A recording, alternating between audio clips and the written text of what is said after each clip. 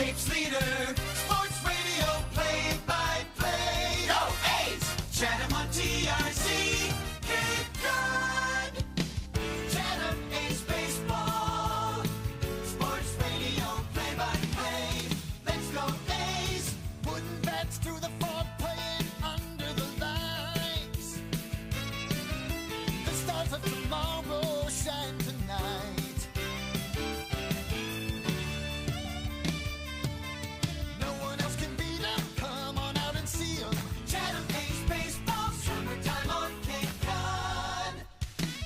For the first time in 4 games, the Anglers are back home. Today, Chatham hosts East Division leading Yarmouth-Dennis, looking to shed a 2-game losing streak.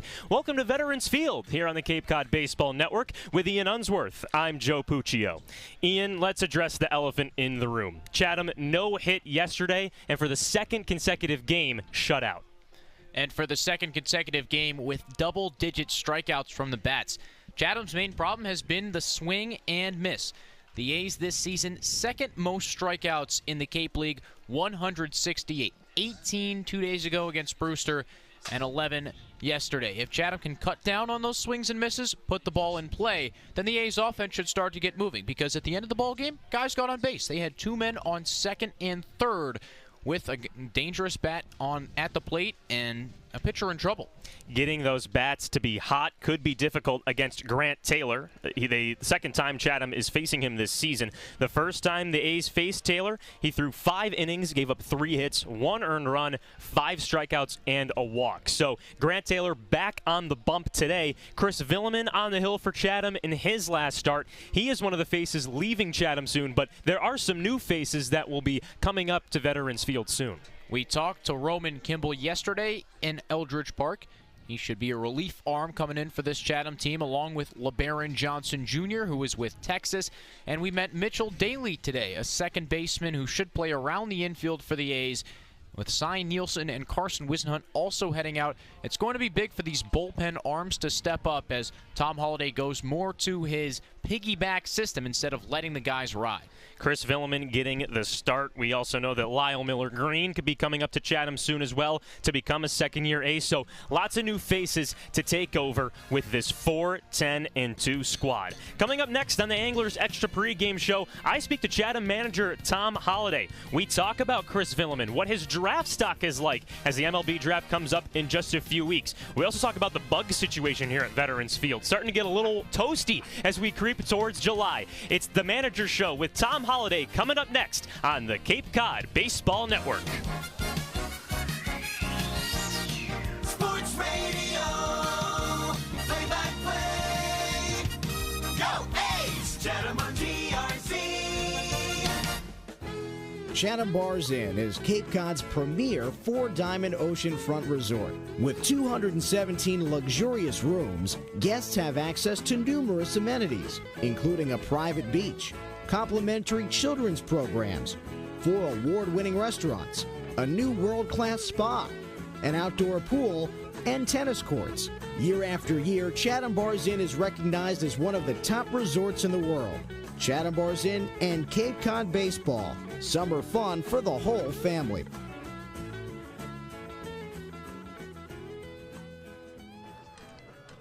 We're back on the Anglers Extra Pregame Show. Chatham is back home today, taking on division-leading Yarmouth-Dennis. I'm Joe Puccio here with Tom Holliday. Tom, Ian Unsworth will talk to Marcus Brown later on here on this pregame show, but I just wanted to ask you what your thoughts were when his injury happened yesterday and what you've said to him after the injury and before today's game. I was certainly worried about, broken hand, but been a lot of those lately. Kids they go to the ball with their hands instead of staying back, and he kind of has become a little bit of a drifter, and he kind of drifted into that pitch a little bit. And I don't know. I mean, the game of baseball it's weird. The injuries are always small. They're always freaky. They're always a chip bone or something from a freak accident. Guy jumps in, but certainly he had one, and it's like, I hope it's not, because he loves to play, and if it is, then it's going to be a 4 or 5 week shutdown, and here we go again. We have to break in another player. Mitch Daly, one of the middle infielders you've brought in, just activated today. First of all, what did you like from him, and why did you want to bring in some middle infield depth? Well, I brought him in because, for one thing, we had a guy, and he became a no-show. So when I get a no-show, I just look for a backup guy just in case. And he was one of those guys on another roster up here that kind of got the, no, I want you. And then by the time the Longhorns were done playing, they'd already settled in on a guy, so they didn't want him. And I've seen him. He's a good baseball player. And, to get him right now like we did, I think we're kind of lucky. So Mitch Daly, one of those position players you brought in, still some young pitchers on their way here. One of them, Roman Kimball from Notre Dame. When can we see some of those newer arms start pitching for you guys? Soon. You're going to see one tonight. You're going to see, I think Peterson's on top of Villeman, I think. And I think we got a new arm each day and a departing arm each day. And I think these bugs are driving me crazy. But it's your fault for picking this spot. But the bottom line is, like, we got 3 draft eligible guys that are going to go. This will be their last time, and we'll add Kimball.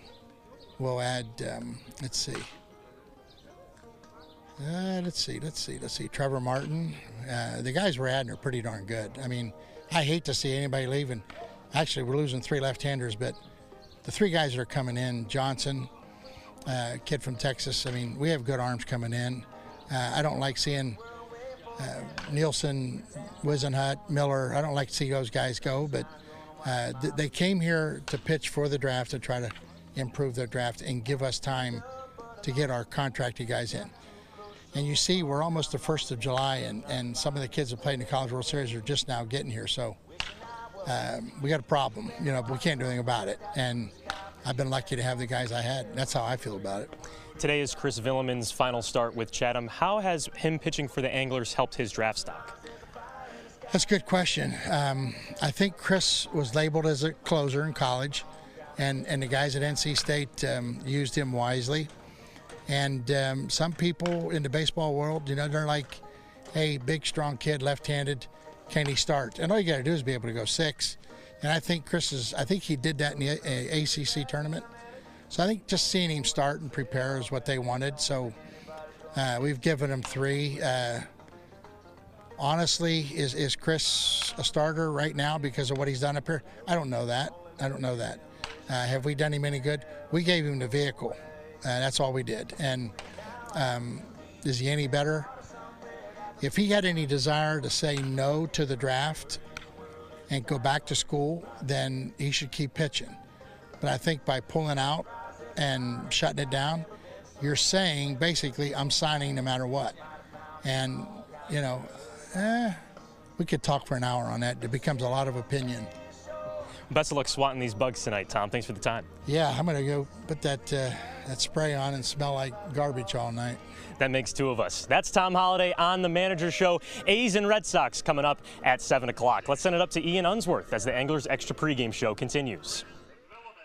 Joe and I are heavily lathered in bug spray. The little ones are out. They do bite. So we put the extra strength, outer woods, whatever, the high caliber bug spray, and it's up and down the arms and legs. Tom Holliday mentioned Chris Villeman could be a starter at the next level with a big, powerful lefty. You never really know. Villeman's gotten a couple starts here and shown his stuff. I've had scouts come up to me and ask about Chris Villeman and what his status is. Speaking of guys who are in high regard from Tom Holliday, Marcus Brown with the hand injury yesterday left the game early, but he might be good to go today. I chatted with him on Catch of the Day to hear about his hand, his activities in Chatham, and a lot more. Marcus Brown on Catch of the Day next. Chatham on TRC, Cape Cod.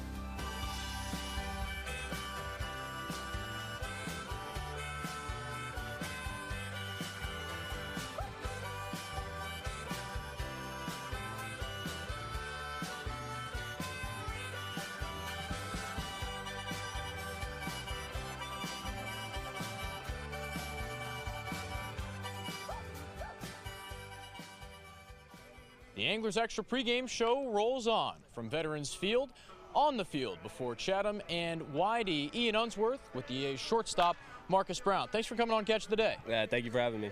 Second time we've had you today, but we have to ask you a big-time question. You were hitting the hand yesterday. It's your right hand, your throwing hand. So how's it feel? It doesn't feel great, but, it's just something that you have to, power through. The x-rays were negative, so, it's just a little tender, but, something that you just got to deal with. What were you thinking when you jogged down to first base? Oh, God, please don't be broken. That's really it. I mean, it was just like, you're feeling it, and it was numb, and you're just like, oh, man, I hope I didn't do anything bad, but, thank goodness that it's not broken, and I can stay around. Have you ever had a big-time injury before? No, knock on wood. So hopefully we keep that streak going. Speaking of wood, how do the A's get the bats going? I think just try to find a solid approach. Really just try to stick with it, and not try to think too much. Just kind of go up there and really just have the mentality to see ball, hit ball, and just find ways to get on base. Regardless of how that is, and just put more balls in play. Hitting against a guy tonight that you've seen before in YD righty Grant Taylor's got the 4-pitch mix. Do you remember anything specific about his outing against you guys at Red Wilson Field?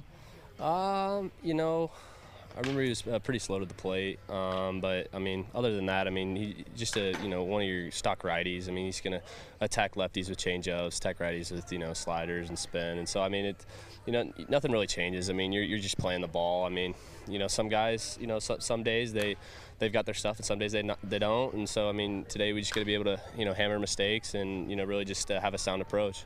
So today, one of our writers, Anish Vasudevan, put out a story on the Chatham Anglers website about you and your experience with Win Reality.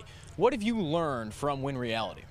I mean, I've learned a lot of things. I think, some of it is just I've learned to recognize spin earlier.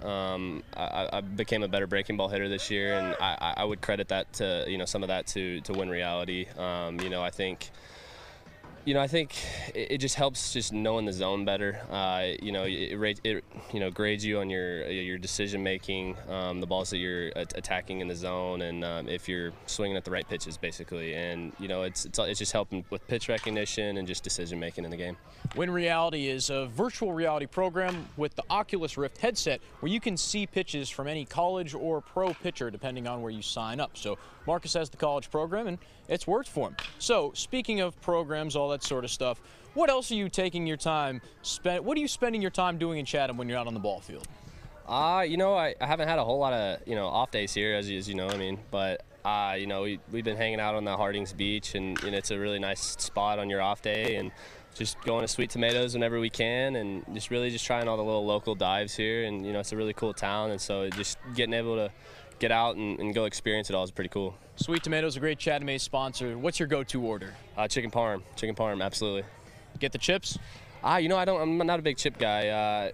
I do like the Gatorade they got there, so I'm like a Gatorade and chicken parm, and I call it a day. One question that I want to ask a lot of the players, but I'll start with you. Would you ever consider waking up for a Cape Cod sunrise? I mean, yeah, I would consider it. Obviously our games, at home games end late, but if it was an away game and I got in bed on a decent hour, I would say yeah. What if I told you you'd be waking up at 5:15 a.m.? Sure. Sure? Sure. Yeah, let's do it. I mean, I'm down. Marcus Brown, an adventurer at heart. He's playing tonight, hopefully, with that hand injury. Thanks for coming on Catch the Day. All right, thank you. I appreciate it. You can catch Marcus Brown and the A's tonight against YD with first pitch at 7. We'll go back to Joe Puccio for the rest of the Anglers Extra pregame show.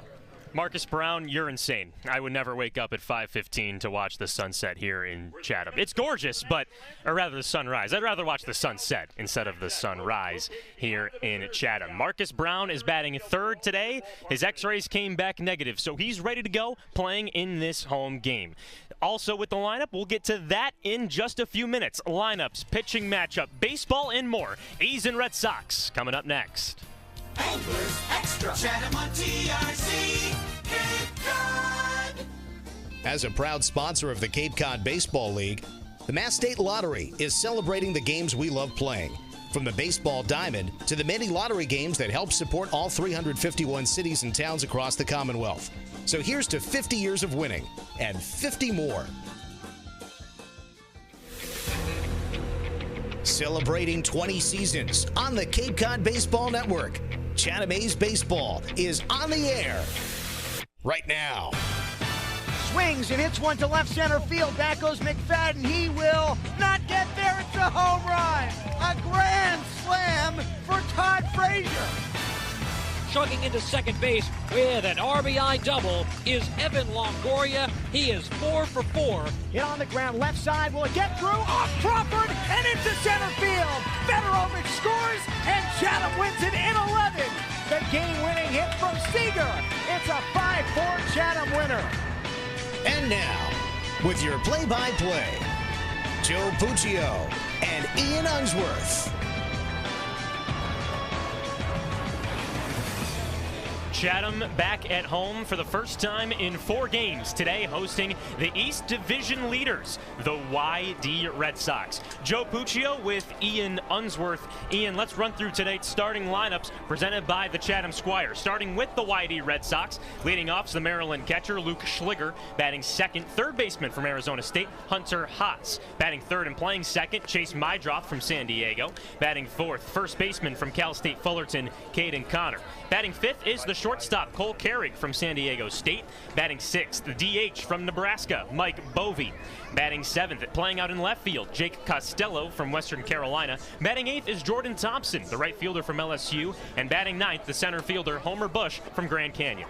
Tom Holliday leads off with Rock Riggio, the second baseman from Oklahoma State. Jake DeLeo hits second, playing center field from Georgia Tech. Marcus Brown back in the lineup after the injury, shortstop from Oklahoma State. Caden Grice hits cleanup from Clemson, playing first. Dominic Temez hits fifth, the catcher from Alabama. Cooper Ingle sixth, designated hitter from Clemson. And 7-8-9, Matt Hogan, right fielder. Adonis Herrera at third, and Guy Garibay in left. Those are today's starting lineups presented by the Chatham Squire. Let's send it over a few feet in the press box to the paragon of pronunciation, Peter Burns. Please rise for tonight's national anthem. Singing our national anthem tonight is Brad Schiff. Brad is president of Pierce Cote Regan Communications, the largest marketing communications firm on Cape Cod. Brad is a Chatham resident who has been actively involved in many town committees, including heading up the July 4th Parade Committee for several years, and he's a longtime supporter of the Chatham Anglers and the Cape Cod Baseball League. With tonight's national anthem, Brad Schiff. Oh, say, can you see by the dawn's early light what so proudly we hailed at the twilight's last gleaming, whose broad stripes and bright stars through the perilous fight all the ramparts we watched were so gallantly streaming, and the rocket red glare, the bomb bursting in air, gave proof through the night that our flag was still there. Oh, say, does that star-spangled banner yet wave for the land of the free and the home of the brave? Brad Schiff with today's national anthem. The A's and the Red Sox getting ready to battle at 7 o'clock here at Veterans Field. With Ian Unsworth, I'm Joe Puccio. Today's umpires presented by the Audio Associates. At first base, Jeff Merzel. Over at third base, Mickey Garcia. And calling balls and strikes behind the plate, Jeff Kinney. Those are the umpires presented by the Audio Associates. The Chatham A's leave the dugout along the third base line, about to head out onto the field. And now they do so, with Caden Grice leading the charge. Ian, let's take a look at today's pitching matchup, brought to you by the Red Nun Bar and Grill. Chris Villeman on the hill for Chatham today. Tom Holliday told us it's Villeman's last start in a Chatham uniform. Came here to prepare for the 2022 MLB draft, and he's shown scouts some good and some bad. In 3 appearances, a 10 and a third innings pitched. He's walked 7 and struck out 7. Only 4 earned runs through his 3 appearances. The MLB draft on Sunday, July 17th, ends on the 19th, but Chris Villeman will have 2 weeks to rest up before then. The starting pitcher for YD today, Grant Taylor. We've seen him already this season. He has a fastball, slider, curveball, and changeup mix. That fastball sits in the low 90s. A right-hander from Washington State. In his first appearance against Chatham this season, Taylor pitched 5 innings, gave up 3 hits, 1 earned run, 5 strikeouts, and a walk. We will see Grant Taylor in the bottom of the first with the Chatham A's bats. It's a storyline to come into today's game. Shut out for 2 consecutive contests and no hit yesterday. We saw Tom Holliday speak with the team before batting practice today out in third base. The message pretty clear. Just got to get some hits and got to score some runs. There might be some comfort today in going in a guy you've seen already. Chatham knows what Taylor has to offer. They've seen his pitches before. They know how the slider moves, how the curveball moves, in what count does Taylor like to throw each pitch. There's familiarity, and it's not like you're trying to develop a scouting report the first time through the order. They can have a real approach today after seeing Taylor last week. Dominic Temez throws the final warm-up pitch down to second base, which means we are ready for baseball here at Veterans Field. Luke Schliger, the leadoff hitter for YD.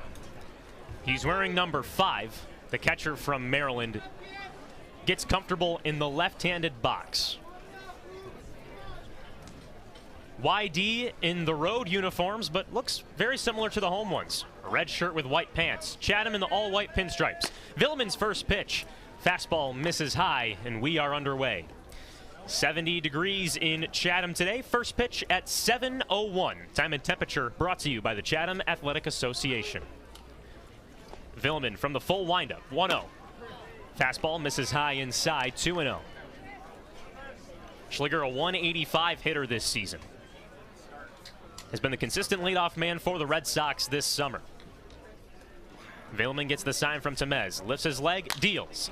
Fastball in the air, left field. Garibay ranges over, makes the catch for out number 1. Guy Garibay made the catch out in left field, and Ian, let's go through Chatham's entire defensive alignment, presented by Short and Sweet Ice Cream. Garibay in left, Jake DeLeo in center field from Georgia Tech, and Matt Hogan in right field from South Carolina. Left side of the infield, Adonis Herrera at third base, the Western Oklahoma State sophomore, and Marcus Brown at short from Oklahoma State. First pitch to Hunter Haas. Slider called strike. Finishing up the defensive alignment, Rock Riggio, another Oklahoma State Cowboy, plays second. Caden Grice at first from Clemson, and Dominic Temez, the Alabama catcher, behind the plate. 0-1. Fouled back to the screen. 0-2 on Arizona State third baseman Hunter Haas. He entered the transfer portal, will be an Aggie coming up in the fall over at Texas A&M. He's a right-handed hitting third baseman. Villeman, 0-2. Change up. Called strike 3. Villeman dots the outside corner. 2 up, 2 down to start the game. A great start from Villeman. He's come out with tempo. He gets the ball back from Temez and is right back on the bump. Sometimes a pitcher can inspire a hitter. Tom Holliday talked about that with Nick Regalato's outings, how when he works quickly, gets back on the bump, his team should draw energy from that. Well, that's what Villeman did in his last start, which was at YD. He upped his tempo after the first 2 innings. Set down the third and fourth, 1-2-3. First pitch to Chase Mydroth. Fastball misses inside, 1-0. Mydroth, second baseman from San Diego. A right-handed hitter, 1-0. Fastball, called strike at the knees, 1-1. Defense in a normal alignment. The third baseman, Herrera, shaded close towards the third base foul line. Villeman slow on this delivery, the 1-1. Changeup misses away. Villeman nodded off a pitch from Temez before accepting a sign. More scouts in attendance to see Chris Villeman in his final pitching performance before the draft. Villeman lifts his leg, 2-1. High drive, deep right field. Hogan to his right. He's in the gap, calls off the center fielder, and makes the catch over by the warning track for the final out of the inning. Well, no better start for Chris Villeman. 9 pitches for the NC State left-hander and sets down the Red Sox 1-2-3. 2 flyouts and a strikeout for Chris Villeman in his first inning of work. Rock Riggio, Jake DeLeo, and Marcus Brown, 1, 2, 3 in Chatham's order coming up in the bottom of the first. The Anglers scoreless in 2 games, 18 straight innings where Chatham hasn't scored a run. They look to change that effort in the bottom of the first. YD nothing, Chatham coming to bat on the Cape Cod Baseball Network. Sports Radio, play-by-play. Go A's! Chatham on TRC.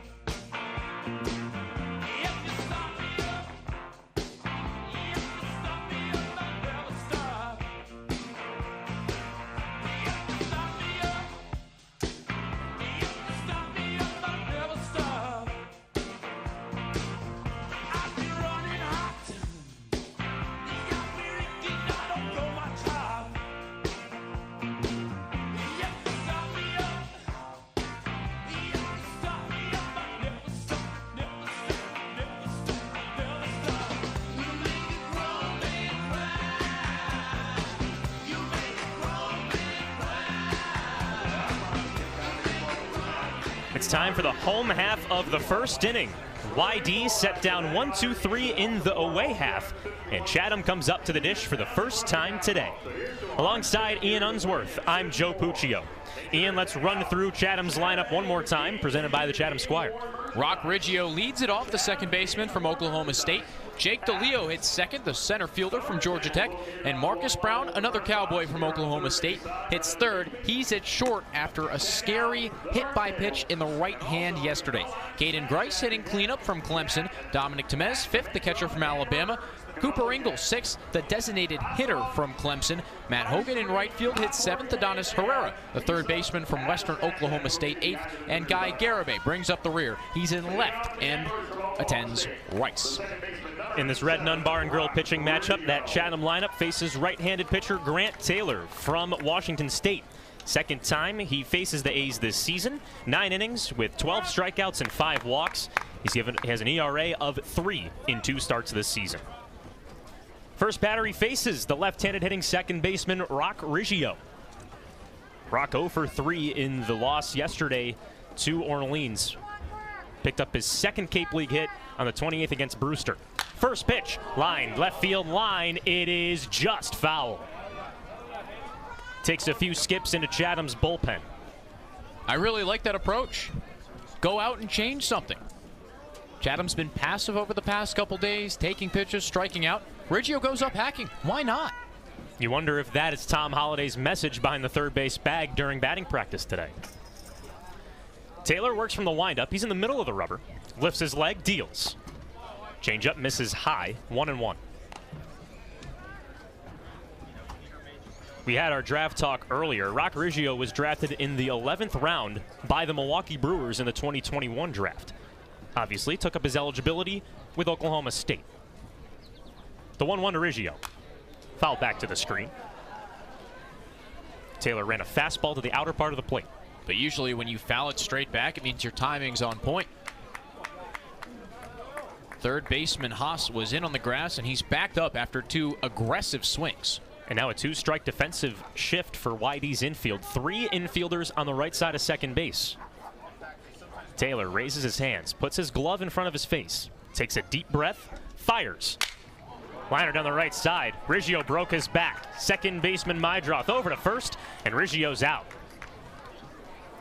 Riggio almost broke his bat in batting practice today. That time actually got some chips that landed in foul territory down the first base line. He grounds out to second for out number 1. Ian, let's take a quick look at the defensive alignment for YD, presented by Short and Sweet Ice Cream. A late switch before game time. Jordan Thompson was going to start in right field, but he's in left. Homer Bush is in center, and Thompson switched with Jack Costello, the right fielder. Jake DeLeo, right-handed hitter. First pitch from Taylor. Slider drops in the zone for strike 1. The infield with Hunter Haas at third, Cole Carrig at short, Chase Mydroth at second, and Caden Connor at first. Luke Schliger behind the plate. Schliger gives Taylor the sign. Shrugs his shoulders, deals 0-1. Change up, misses high and away, 1-1. Jake DeLeo was 1 for 4 in game 2 against Hyannis. Hitless against Brewster on the 28th. That was his last game. Two infielders close to the gap, left side, 1-1. Popped up, right side, foul ground. Connor at the fence, ball goes out of play. Count goes 1-2 on Jake DeLeo. On the 1-1 pitch, the shortstop and third baseman covered the gap in the left side, pretty much the hole where the shortstop would have to make a backhanded grab. DeLeo's pounded a couple base knocks through the 5-6 hole. DeLeo readjusts his helmet. Shows Taylor the bat. A lot of space in right center. Taylor comes set. 1-2. Fouled over the snack shack towards the playground. Down the first base line. Went over the playground. Over by our little walkway we take over to Chatham Filling Station. DeLeo's hit 2 foul balls to the right side of the ballpark. Now Homer Bush adjusts, moving from left center to central behind second base. Lots of in-AB moving by the YD defense. DeLeo calls time in the box. And that's a signature of Scott Pickler's team. He calls pitches from the dugout, shifts the defense from the dugout, while Tom Holiday on the other side is hands off. The 1-2 to DeLeo. Flared right center field. Running over Bush in the gap. Makes the catch, running to his left for out number 2. For Chatham, the shortstop from Oklahoma State. Homer Bush covered up that gap by shifting in the middle of the AB. Pays dividends for out number 2. And if Bush doesn't shift, he doesn't make that catch. Still a good swing from Jake DeLeo. Stayed back on a breaking ball and punched it the other way. It just so happened that Bush has good speed, and he made the adjustment in between pitches. 2 up, 2 down for the A's. No score here at Veterans Field. Marcus Brown, the third hitter for Chatham. Left-handed hitting shortstop. First pitch from Taylor. Fastball fouled down the left field line. Lands near the parking lot. Spoke about it pregame. Marcus Brown left the game in Orleans with a hit by pitch. His x-rays came back negative for a broken hand. In the starting lineup today, the everyday shortstop for the Anglers. Defense in a normal shift against the lefty. Here's the 0-1. Fastball misses inside. 90 miles an hour on the gun. Looks like Brown's slightly deeper in the box than normal. Usually his front foot is at the front of the plate. This time his back foot is near the chalk. Taylor gets the sign, nods his head. Works from the left side of the rubber. 1-1. Breaking ball, caught on and missed. 1-2 now to Marcus Brown. Fans filing the home plate grandstand. And even more fans trickling down each foul line, and especially the right center field hill. 5 days away from that July 4th crowd. Taylor comes set. 1-2. Fastball just misses inside. Brown kicks around some dirt. Chatham hitless in the last 9 innings, scoreless in the last 18. Marcus Brown with a 2-2 count and 2 outs. 3 infielders shaded to the right side. Second baseman Mydroth in shallow right field. Marcus Brown calls time. No shift from the outfield. It's just the 4 infielders. Only the third baseman Hunter Haas is playing on the left side. Taylor lifts his leg, fires. Swing and a miss, strike 3. Ball falls out of the glove. Schliger places the tag on Marcus Brown, and that does it for the bottom of the first. No runs, no hits, no errors, and no men left stranded. Chris Villeman and Grant Taylor both with 1, 2, 3 innings in each half of the first. We'll go to the top of the second here at Veterans Field. Whitey and Chatham tied up at 0 on the Cape Cod Baseball Network. Chatham on TRC, Cape Cod. Sweet Tomatoes Pizza, located right around the corner from Veterans Field at 790 Main Street in Chatham. Pick up a pie on your way to the game or grab a calzone before first pitch. The dough for their specialty pizza is rolled right before your eyes. Eat in or take out, 11 a.m. to 9 p.m. and sometimes later. Call 508-348-0200. See their full menu online at sweettomatoescapecod.com. Sweet Tomatoes, a Chatham pregame tradition. Well, I came by your house the other day. Your mother said you went away. She said there was nothing that I could have done. There was nothing nobody could say. Now me and you, we've known each other, yeah, ever since we were 16. I wished I would have known.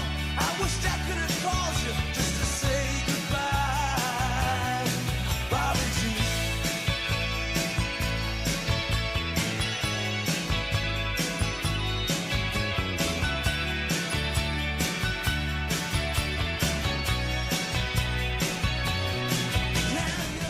Top of the second here at Veterans Field.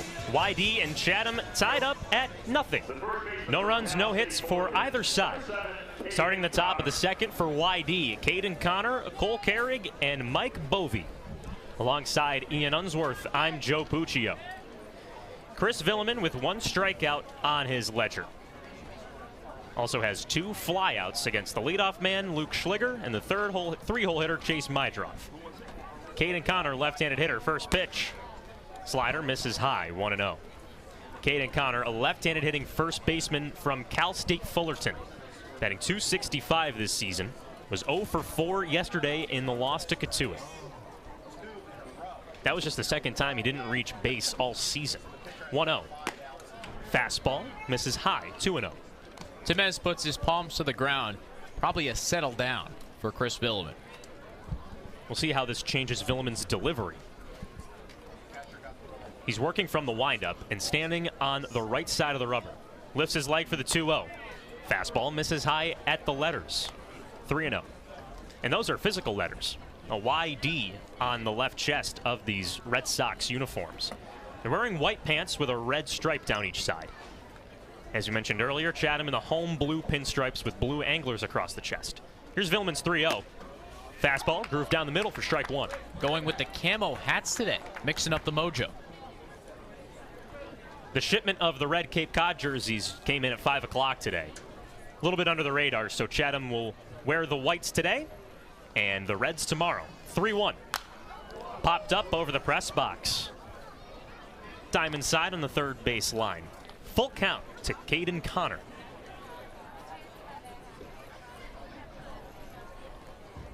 Defense in a normal spot.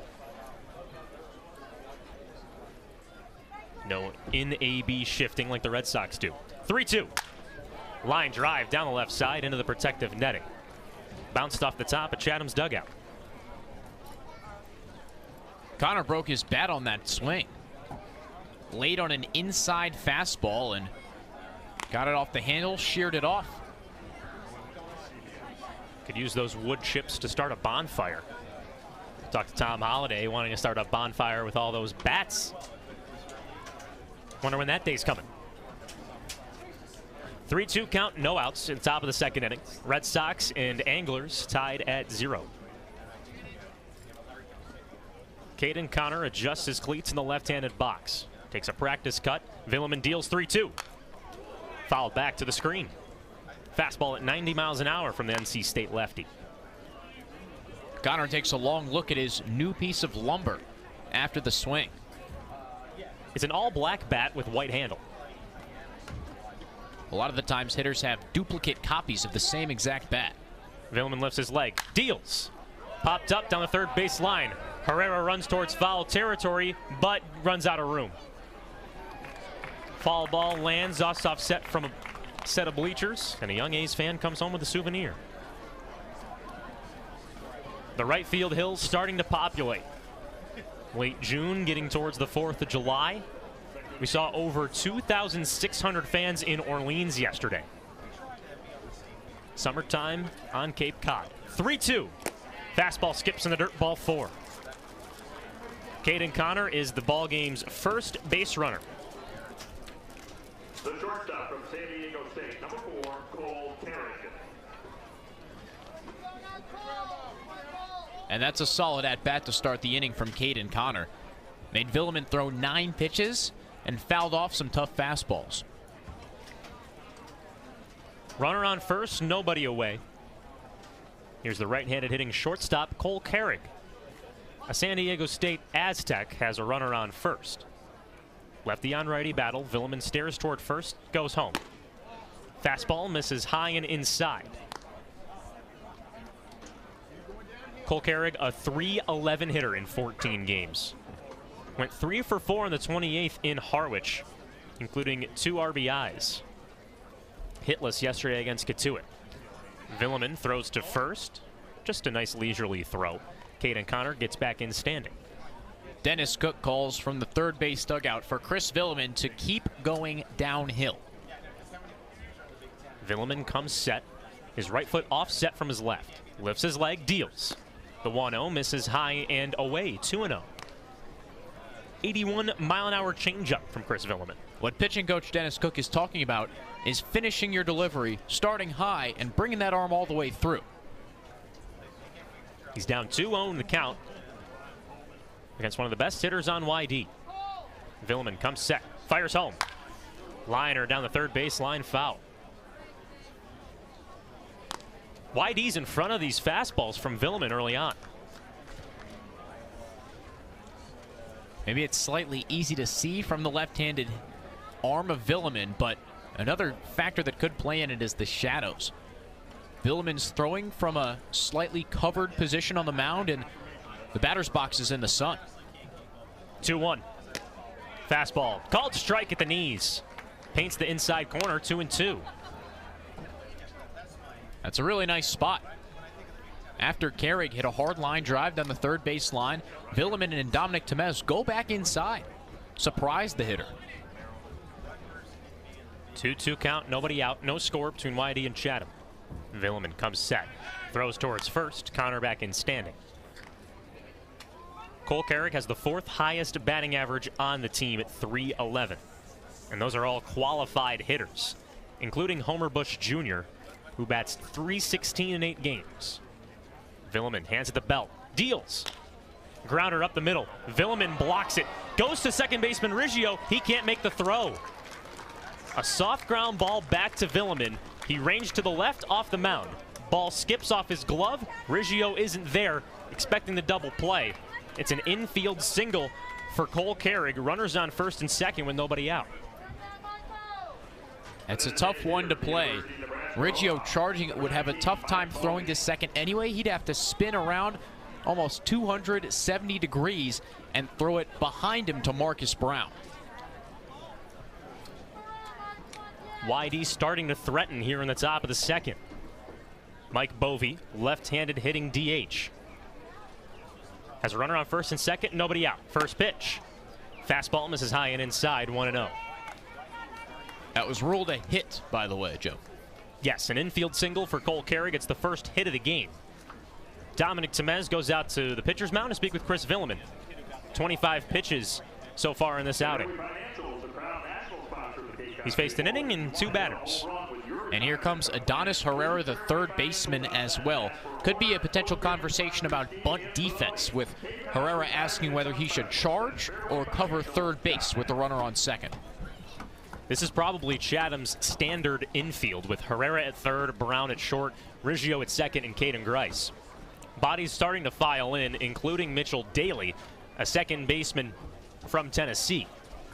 But Tommy Caulfield was released earlier today, so not a ton of depth. Villeman deals 1-0. Change-up, misses outside, rather the fastball. Count goes to 2-0. Looking on top. That's Chatham pitching coach Dennis Cook, putting a sweatshirt over his t-shirt. Doesn't have a jersey on, but he's number 27 in the yearbook. Villeman looks towards second.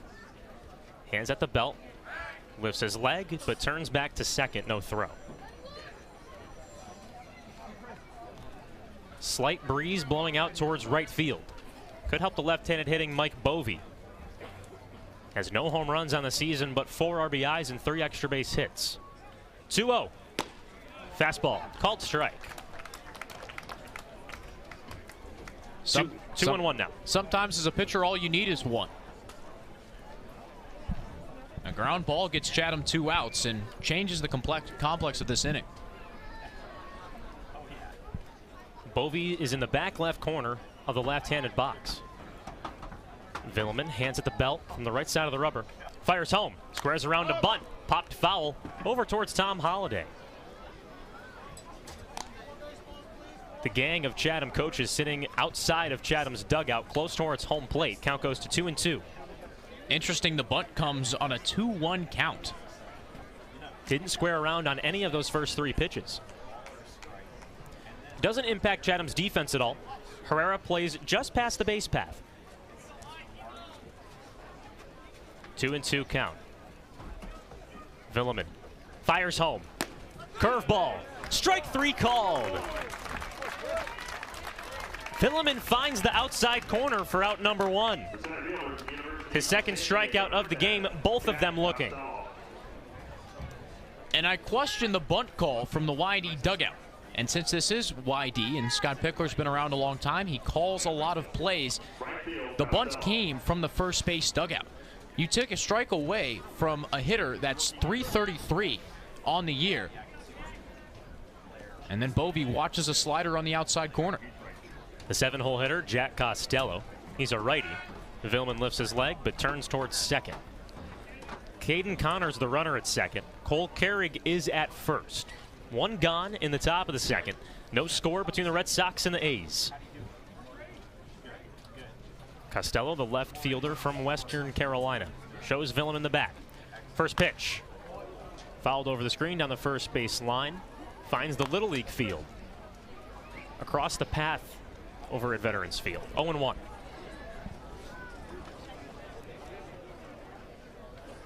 Jack Costello batting .238 this season. 5 hits and 21 at-bats. Has a home run and 4 RBIs. That was a 3-run homer he hit against Harwich just a few days ago. 0-1. Fouled back over the screen. That one doesn't find the Little League field. Counted 0-2 to Jack Costello.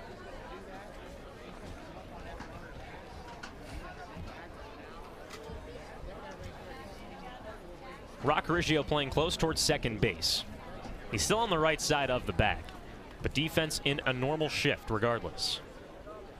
0-2 count, 1 away. Villeman on the right side of the rubber. Delivers home. Grounded foul down the third base line. The count stays at 0-2. Costello out in front of the off-speed pitch. Runners retreat back to their respective bases. Connor at second, Carrig at first. Only 1 out here in the top of the second. Villeman looks towards Temez. Gets the sign for the 0-2 pitch. Looks towards second. Lifts his leg, spins back towards second, no throw. Caden Grice getting some instruction from Tom Holliday.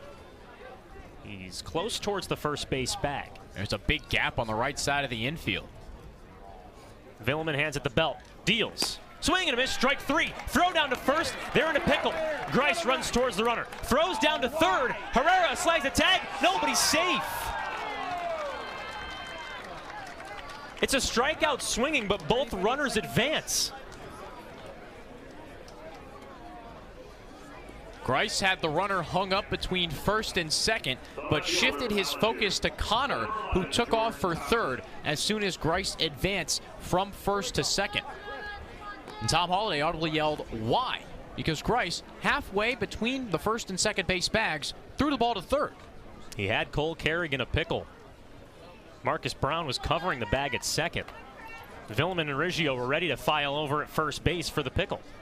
Regardless, runners on second and third, 2 gone. Jordan Thompson foul tips the first pitch into Temez's glove for strike 1. So a strikeout swinging for Costello. It's the 3rd punch out of the game for Villeman. But 2 runners in scoring position, still no score. Villeman shakes off a few signs, works from the windup, 0-1. Change up, misses low and inside. A lot of the times, as an infielder, you're told, get the lead runner if possible. And so that's what Caden Grice's focus was probably on when he had the baseball. Try to see the runner out of his peripherals going from second to third. Villeman's 1-1. Swing and a miss. Costello chases at an outside slider. Count goes to 1-2. Rather, it's Jordan Thompson standing into the right-handed box. His Head coach at LSU, Jay Johnson, in attendance today. No Hayden Travinsky for Chatham. Would have been 2 Tigers in each lineup. Villeman comes set, 1-2. Smack down the left field line. It's down for a base hit. 1 run scores. Garibay throws into second. No play at the bag. 2-run score. A 2 RBI single for Jordan Thompson with 2 outs in the top of the second. YD cracks the scoreboard first, 2-0. Jordan Thompson is now 3 for 23 in the Cape League season. One of his first 2 hits was a 2-run home run against the A's. 5 RBIs for Jordan Thompson in just 3 hits. The 9-hole hitter, Homer Bush. First pitch to the righty. Fastball called strike in the outside corner. Jordan Thompson stands on first after a 2 RBI double.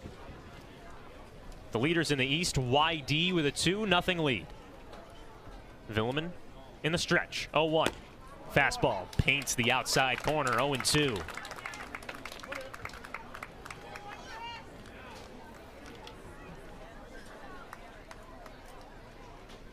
Two hits from YD in this half inning. A single from Carrig and that double from Thompson.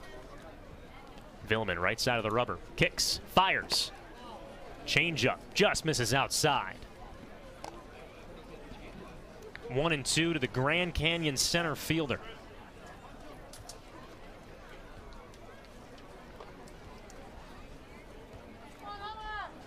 Villeman, right side of the rubber. 1-2. High fly ball, right field. Hogan runs in. Riggio calls him off as the second baseman and makes the catch in shallow right field for the final out. Chris Villeman was 1 strike away from getting out of this inning unscathed. He gives up 2 runs on a single from Jordan Thompson. It's 2-0 Red Sox as we go to the bottom of the second on the Cape Cod Baseball Network. Chatham on TRZ, Cape Cod. T-Mobile is proud to sponsor the Cape Cod Baseball League. The people at T-Mobile are committed to serve those who serve, and that's why they go above and beyond for our active duty military, veterans, and first responders. Visit your neighborhood T-Mobile store or T-Mobile.com to learn more. I got so down and out in Frisco, tired of the pills and the rain. I picked up, headed for the sunshine. I left a good thing behind. Seemed all of our love was in vain. Now my baby's coming in on the Tucson train.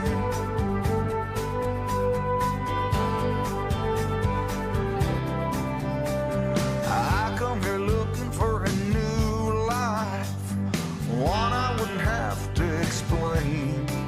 That voice that keeps me awake at night, when a little piece would make everything right. If I could just turn off my brain, but now my baby's coming in on the Tucson train.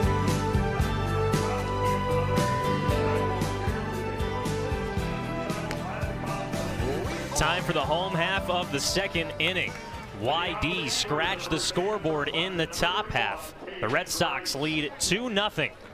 Caden Grice, Dominic Temez, and Cooper Ingle due up for the A's in the bottom of the second. Alongside Ian Unsworth, I'm Joe Puccio. Left-handed hitting first baseman Caden Grice to get things started. He's hitless in his last 3 games. And the first game that he was hitless in ended a 4-game hitting streak. First pitch from Grant Taylor. Off-speed pitch, misses high and inside, 1-0.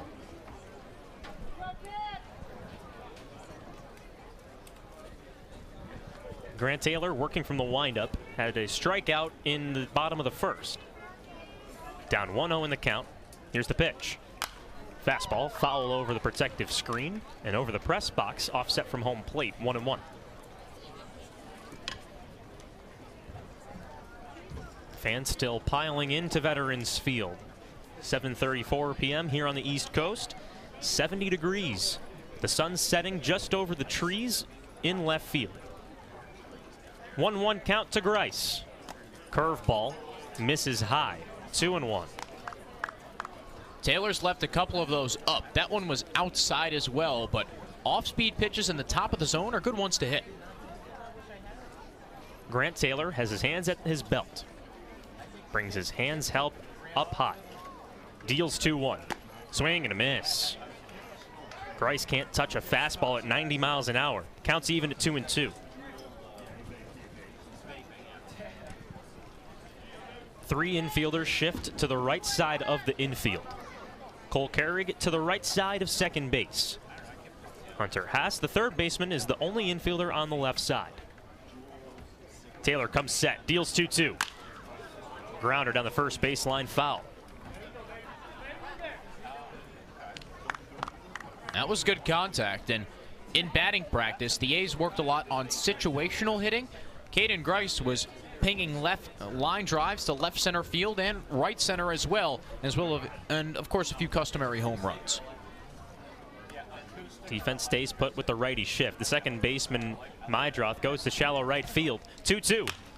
Another grounder fouled on the first base line. Mydroth with a back pedal to shallow right field. I would actually say he's playing in right field. He's in between where Jack Costello is playing and where the shortstop Cole Carrig is. This is the shift they put on Big Poppy. 3-14 to right field, 2-2. Slider misses high and inside. Count runs full.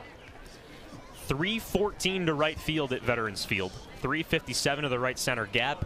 385 to dead center. 357 to the left center gap. And 340 down the left field line. The dimensions here at Veterans Field. Grice stands in, gets ready for the 3-2. Slider misses inside, ball 4. Caden Grice works his way towards first base as Chatham's first base runner. That was a very tough take. A little close to us from our vantage point up behind the third base side dugout, but Grice took it confidently. Grice was 0 for 3 yesterday with 2 strikeouts. Shows his plate discipline in his first AB against YD today. Here's Dominic Temez, right-handed hitting catcher. Taylor works from the stretch, first pitch. Fastball misses high and away.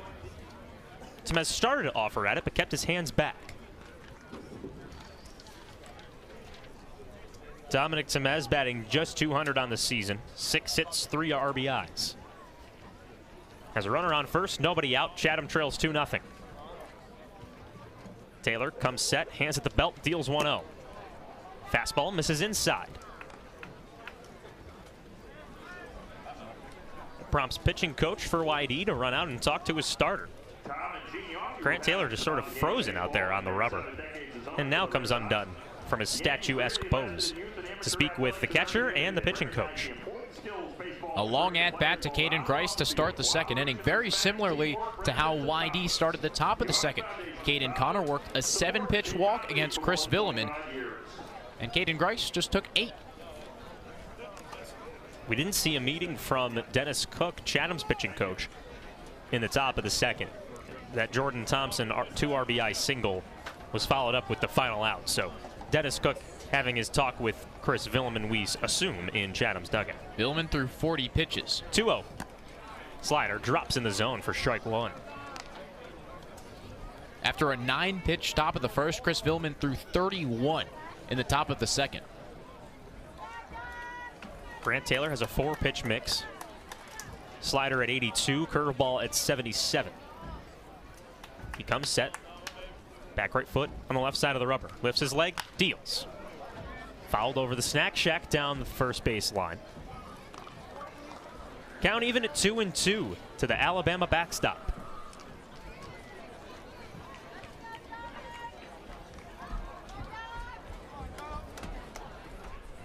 Not a real double play depth for YD on this play. The second baseman Mydroth is close to second, but the shortstop Cole Carrig is playing in the hole. Taylor takes a deep breath. Takes his time on the mound. Now goes home. Swing and a miss, strike 3. Dominic Temez fans on a fastball. Walks back to Chatham's dugout with his head down. That's the first out of the inning. A fastball above the letters.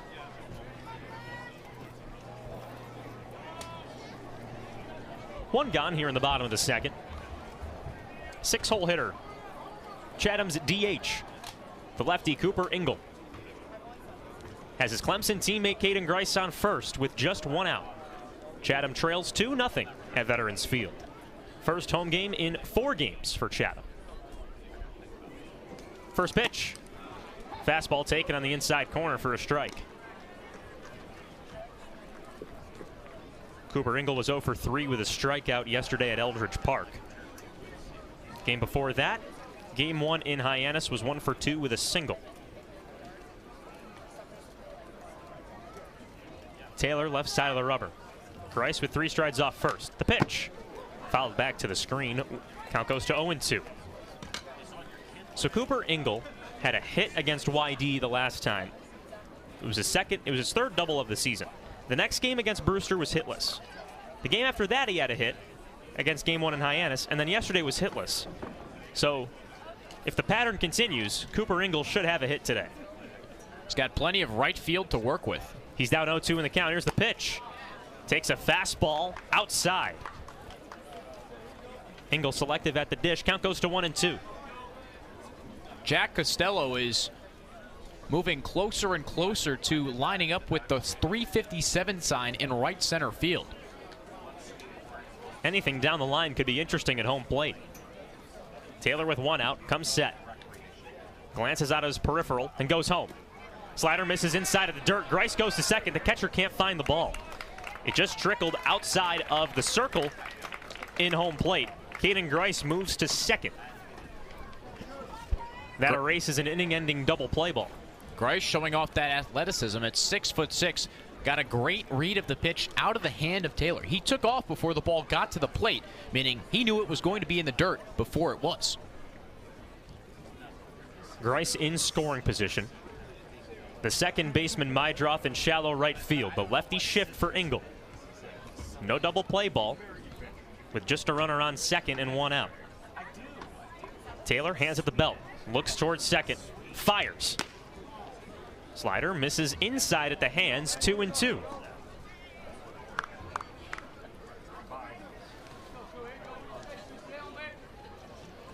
Cooper Ingle takes his time getting back into the left-handed batter's box.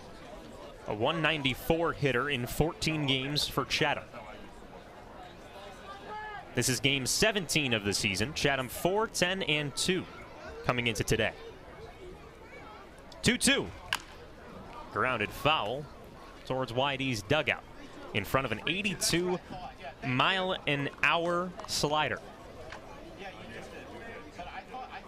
Ingle's second on the team in OBP, though, Joe. He's got 11 walks. It's best on the team. Home plate umpire Jeff Kinney signals 3-2 for the count. Full count to Cooper Ingle with just 1 out. YD with a 2-0 lead. Taylor looks at home, takes a deep breath, delivers. And there's another walk for Cooper Ingle. Took a fastball on the inside corner at the knees. Ingle works his way towards first base. The second walk issued by Grant Taylor in this half inning.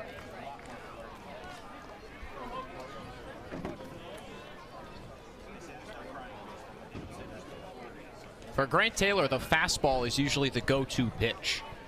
Would not be surprised if Matt Hogan sees one early in the count. Here is Matt Hogan, left-handed hitting outfielder, playing in right field today. Leads Chatham in batting average. Runners on first and second, 1 out. Hogan calls time. Taylor fires a pitch anyways.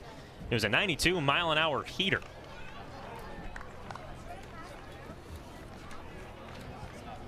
Matt Hogan batting .304 this season, the only A above 300.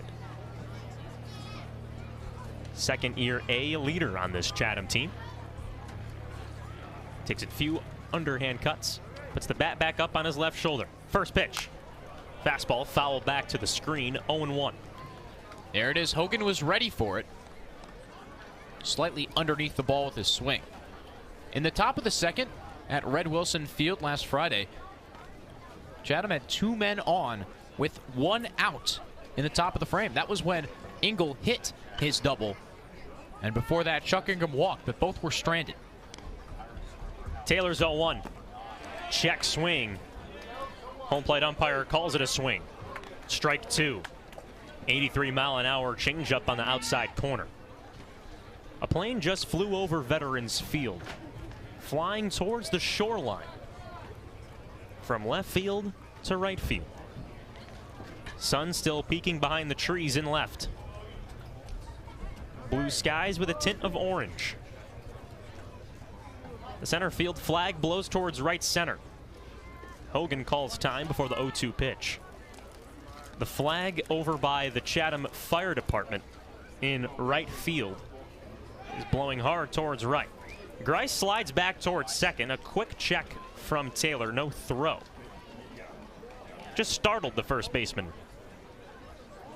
Cole Carrick's been messing around with Caden Grice.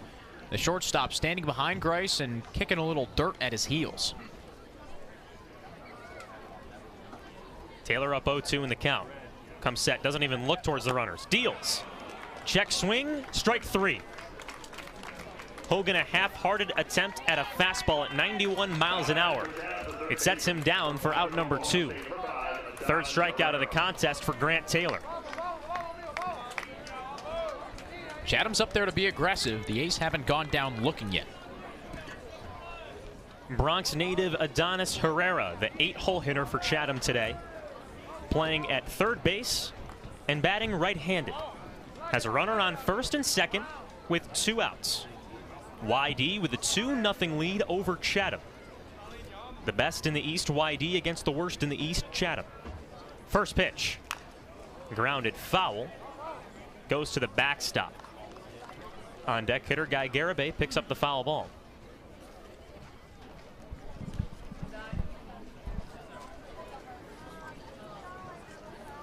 Oh, 0-1 count to the Western Oklahoma State infielder. Same school as Andrelton Simmons. Chatham giving him some words of encouragement in the dugout. Here's the 0-1. Check swing, called strike on the outside corner. Slider at 82 from the Washington State righty. 0-2 count with 2 away. 1 runner in scoring position. It's Caden Grice at second. Cooper Engel stands at first.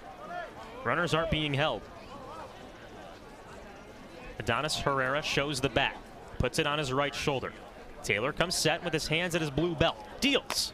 Fastball misses high and inside. 1-2. Herrera's slightly choked up with 2 strikes. 40 pitches for Grant Taylor through 1 2/3. 3 strikeouts, 2 walks. Hasn't given up a hit yet. And almost mirrors Chris Villeman. Question, can the A's cash in? The A's hitless for the last 10 2/3. 1-2 pitch. Fastball misses way high. Schliger gets out of his crouch to make the catch. Bottom of the second here at Veterans Field. Adonis Herrera with a 2-2 count. A 2 RBI single from Jordan Thompson with 2 outs represents the lone scoring so far in today's ballgame. Defense in a normal alignment against the righty Herrera. Taylor, left side of the rubber. Comes set, deals. Change up misses high and away. Oh, it's strike 3. A late ring up from Jeff Kinney. The Chatham fans have some groans behind home plate. Herrera walks back to the dugout as the 3rd out. Grant Taylor strikes out the side, but leaves a runner on first and another runner on second. YD with a 2-0 lead will go to the top of the 3rd after this.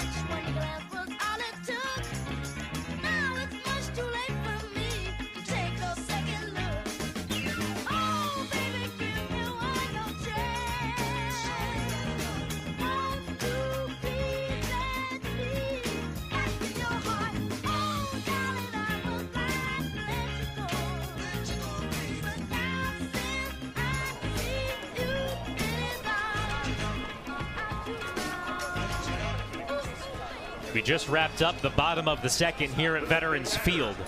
The 11th straight hitless inning for the Chatham A's. YD gets up to the plate with a 2-0 lead in the top of the third inning. Alongside Ian Unsworth, I'm Joe Puccio. Whoa, Joe Puccio. First pitch to Luke Schliger is a slider called a strike. Chris Villeman in his third inning of work. Deals 0-1. Fastball line to the right center field gap. DeLeo runs in but can't get there. Takes a one-hop in front of the center fielder. Luke Schliger gets on. First batter in the third inning.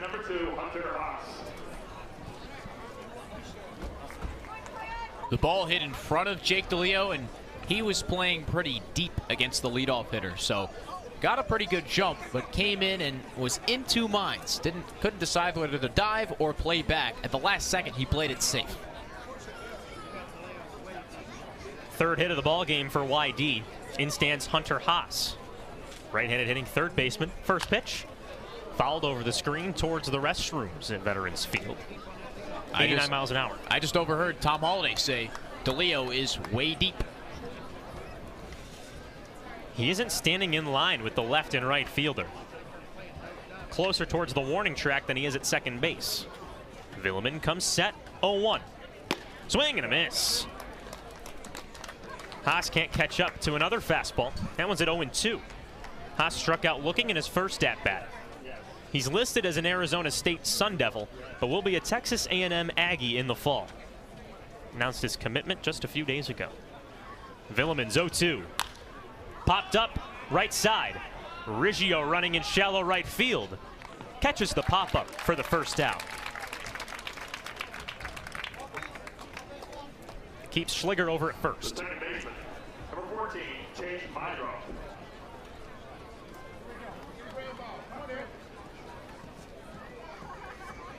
And here's Chase Mydroth, the three-hole hitter who's a pest to get out. Joe, last year in the Northwoods League, he had an on-base percentage of .465. He walked 37 times, only struck out 13. It's carried over to this summer collegiate season.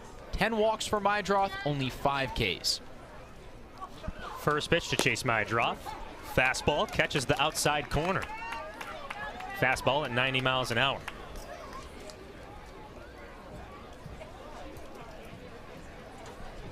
Mydroth 0 for 1. Flied out to right field. 0-1. Changeup called strike. Dots the outside upper corner. 0-2. Jeff Kinney gave the top of the zone to Grant Taylor when he struck out Adonis Herrera, and he reciprocates with that call. 0-2 count with one away. YD has a 2-0 lead. Runner on first, one out. Villeman comes set, deals 0-2. Swing and a miss, strike 3. 91 miles an hour on the gun. Chris Villeman using his heater to get some outs. Strikeout swinging from Chase Mydroth is the second out of the inning.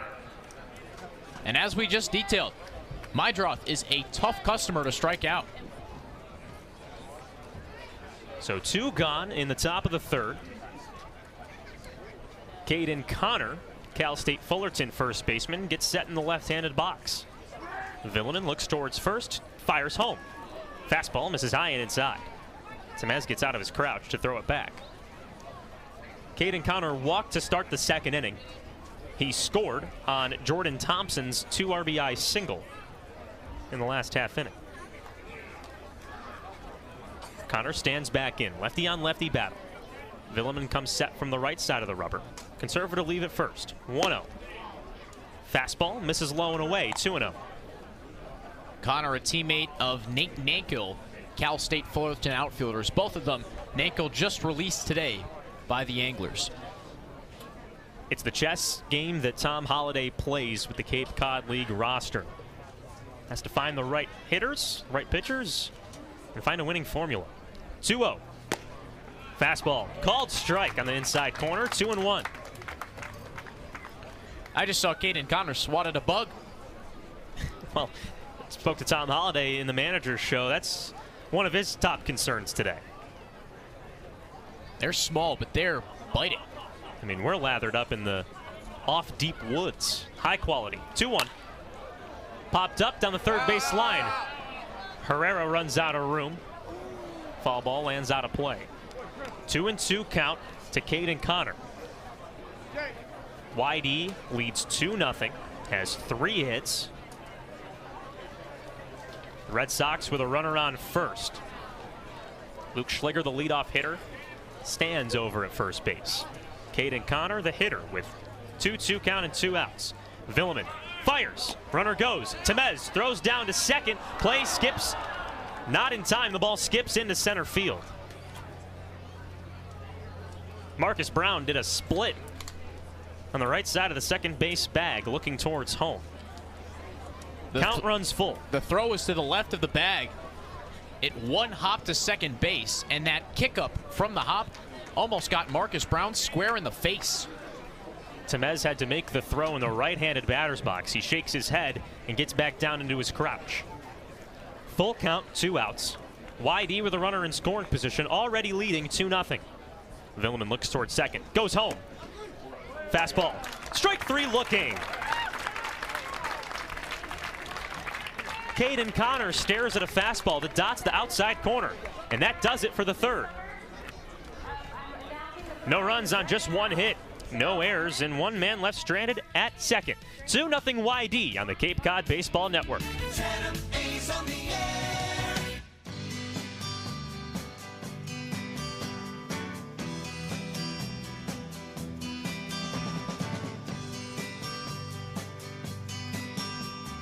Long as I remember, the rain been coming down. Clouds of mist drift pouring, confusion on the ground. Could be through the ages, trying to find the sun. And I wonder, still I wonder, who'll stop the rain. I went down Virginia, seeking shelter from the storm. Out of Time for the bottom of the third here at Veterans Field. Chatham is hitless in its last 11 innings. Yes, that's right. Chatham no hit yesterday against Orleans. Haven't scored in the last 20 innings. Chatham looks to erase a 2-0 deficit as we start the bottom of the third. Alongside Ian Unsworth, I'm Joe Puccio. 9-1-2 in the Anglers' order, starting with Guy Garibay. Grant Taylor starts his third inning of work. Ian, what's been working for the right-hander so far? He's thrown a mix of everything. There's not one pitch that Taylor's relying on. It's mostly attacking with the fastball, and swing and misses have come on 3 of his 4 pitches. Slider, changeup, and fastball have gotten guys to sit down. Grant Taylor's last start was against Chatham. Gave up 3 hits in 5 innings. He faces Guy Garibay, who was 0 for 2 in that game against Grant Taylor with a strikeout. First pitch to the left-handed Garibay. Driven deep right field. Running over Costello. He's at the track, looking up. It's gone! Garibay, first pitch swinging at a fastball. Deposits it to the right field hill. Chatham cuts in. 2-1 Red Sox in the bottom of the third. First hit in 12 innings for Chatham. First run in 20.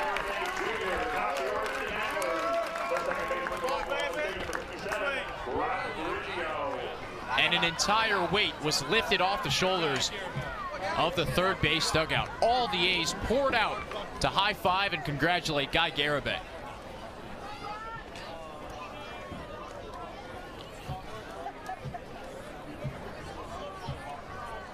Guy Garibay, the sophomore from Rice, with his first home run of the year. First pitch to Riggio, pops it foul over the press box down the third base line. Garibay makes it a 2-1 lead for YD. His home run, the 4th RBI of the season. Third place on the team. Leadoff hitter, Rock Riggio, left-handed hitter, gets set for the 0-1. Squares around a bunt, pulls his bat back. Tried to slap bunt. ran out of the left-handed box. Count goes to 1-1. We've seen Riggio try that a couple times, unlike YD. Totally uncalled. He just goes for it himself, and Haas was playing deep behind third base. Grant Taylor, deep breath, fires. Popped up, left side. Third baseman Haas in foul ground. He makes the catch. Runs into the fence right outside of Chatham's dugout. Leans on the protective netting to make the first out.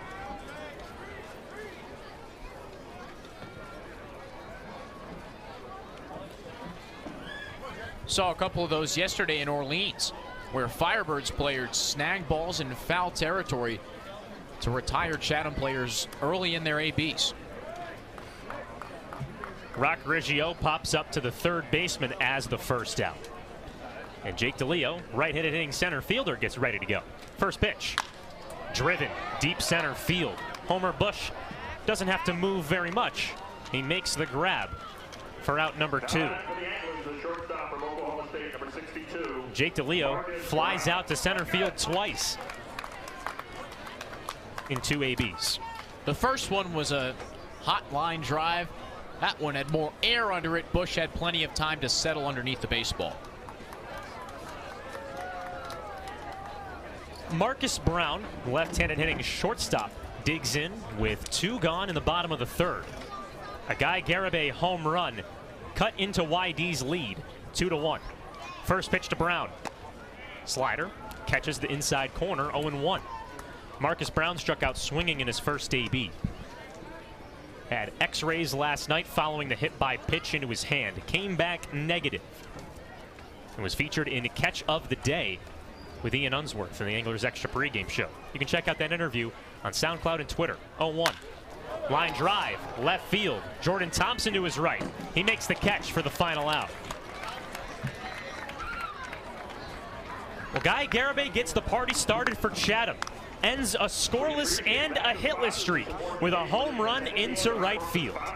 It's the first run of the game for Chatham and the first hit. YD has a 2-1 lead through 3 full innings. The Red Sox with 2 runs on 3 hits. Chatham with just 1 run on 1 hit. Chris Villeman gets out on the rubber to start the top of the 4th.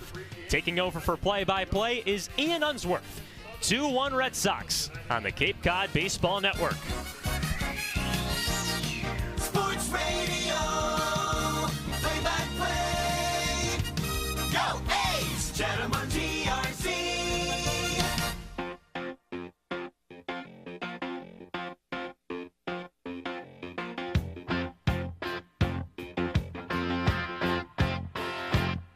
What I want.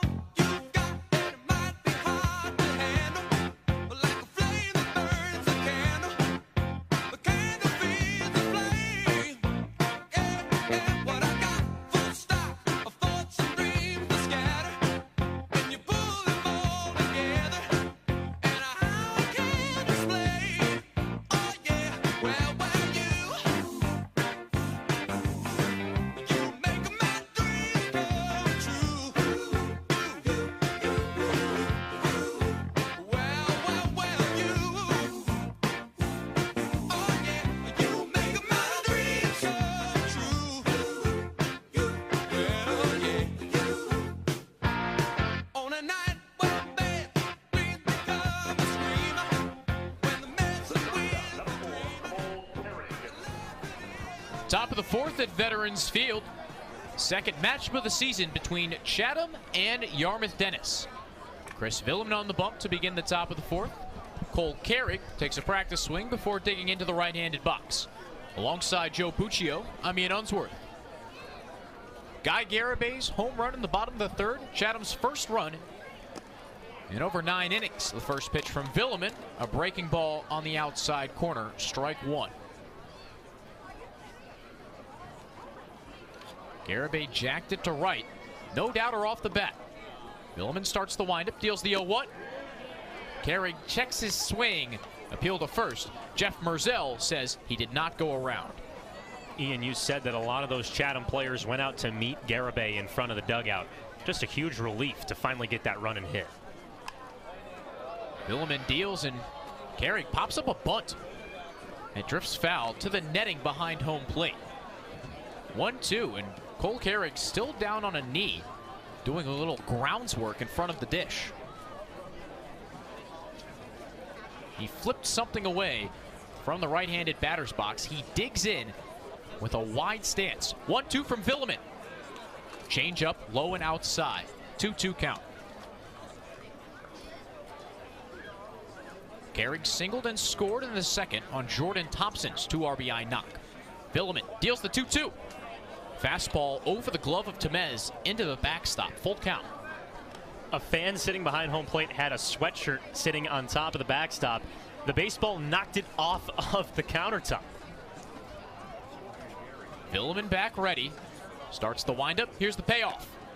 Change up outside. And Cole Carrick unstraps the shin guard, jogs to first. On base for the second time today, starting the top of the fourth. A great at-bat from Cole Carrick. He's hitting only 179 in his last 9 games, but he's inside top 10 in batting average in the league. Didn't get a hit there, worked his way towards first, but when you have a high batting average, you know how to work those counts. Michael Bovee in the lefty box. Villeman, the left-handed pitcher, peers at the runner. Now deals home. First pitch swing. Bovee pops it a mile high on the infield grass. Grice calls off Riggio. Makes the catch between first and second. 1 out, a man on first. YD leads Chatham 2-1. I'm a big fan of both teams swinging at first pitches. Now, Garibay hit a home run, but you just see the aggressiveness from Bovee to try and keep YD's foot on the gas pedal. You see that first pitch fastball, you want to drive it. Chatham's had some hard contact early in counts, too. Problem is, not many swings have dropped balls in play. Villeman picks over. Carrick dives in. He's safe. And Jack Costello's in the righty box. Costello playing right field. Struck out swinging in the second. He was the last second change from Scott Pickler, moving him across the outfield. Was originally supposed to be in left. Villeman deals. Costello swings and pops a foul ball behind home plate. About 15 kids chase after it. Grandstand behind home plate is full. Stands down the first base and for third base line, well populated, and Depot Road has a litany of chairs behind right center field. Villeman set, 0-1 count. Runner takes off, the pitch down the middle. Temez throw down to second, skips into center field.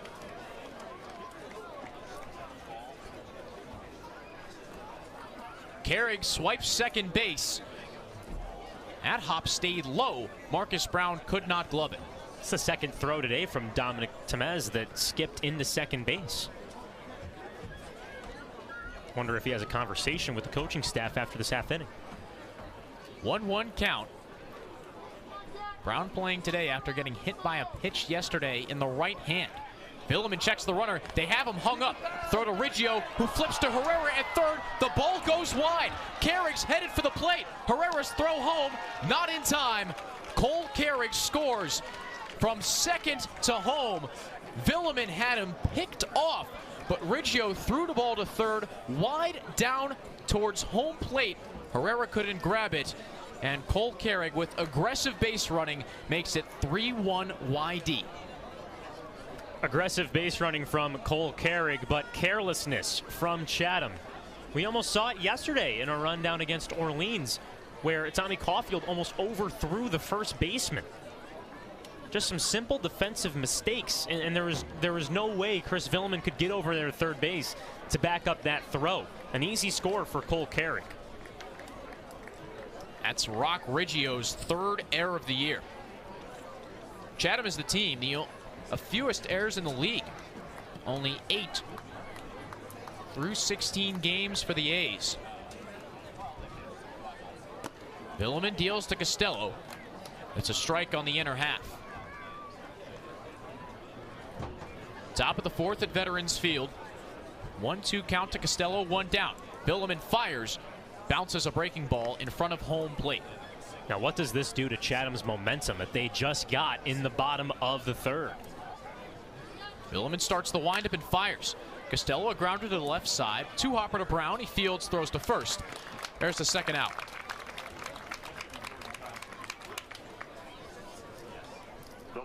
I'm just surprised at how that could have easily been out number 2 with the pickoff over to second.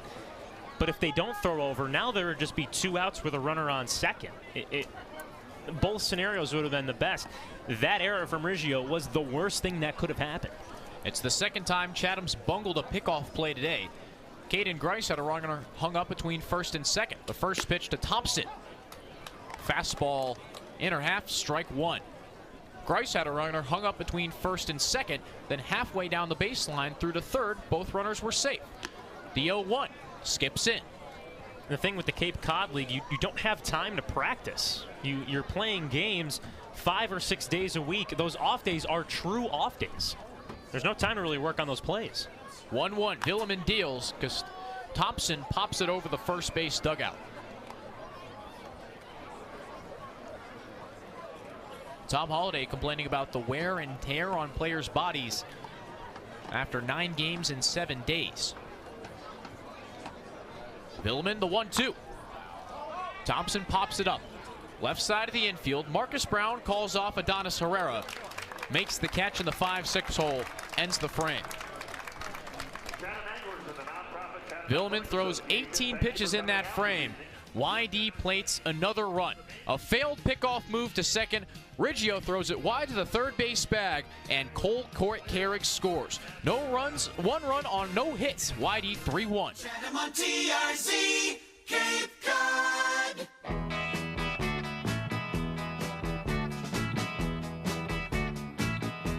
Like tell you about now, baby. You know she comes around. Just about 5'4".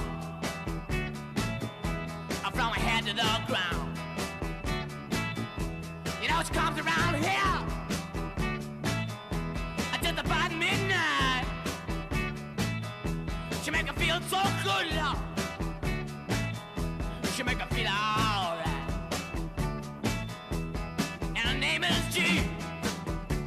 L. Whoa.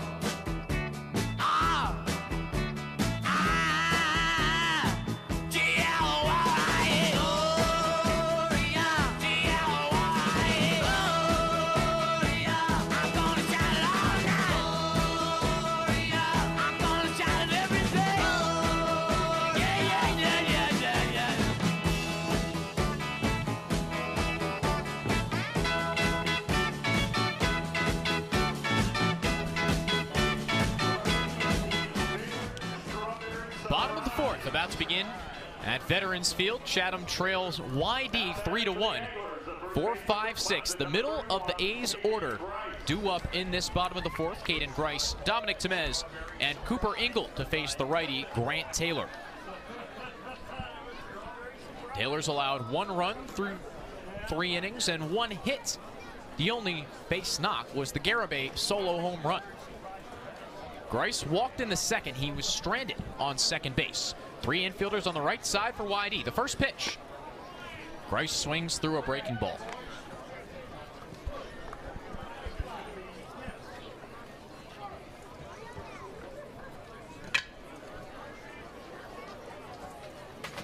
Grice digs back into the left-handed box. Taylor brings the glove to his face, working from the first base side of the rubber.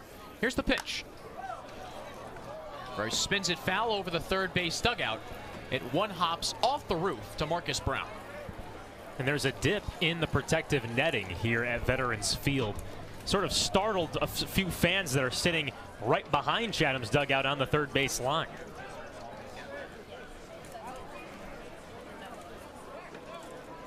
Grice settles back in. Here's Taylor's 0-2. Swing and a miss, strike 3. Caden Grice waves through 90 on the outside corner. That's Taylor's 5th strikeout. That's now 5 strikeouts in the last 4 games for Caden Grice. Yesterday, there were only 2 Chatham hitters to not strike out in the Orleans no-hitter. It's Guy Garibay and Johnny Castagnazzi. Dominic Temez in the right-handed batter's box. Back foot on the chalk. He calls time as Taylor's taken a while to get the sign. And both Garibay and Castagnazzi have had good days today. Garibay with the home run, and Castagnazzi found his practice equipment.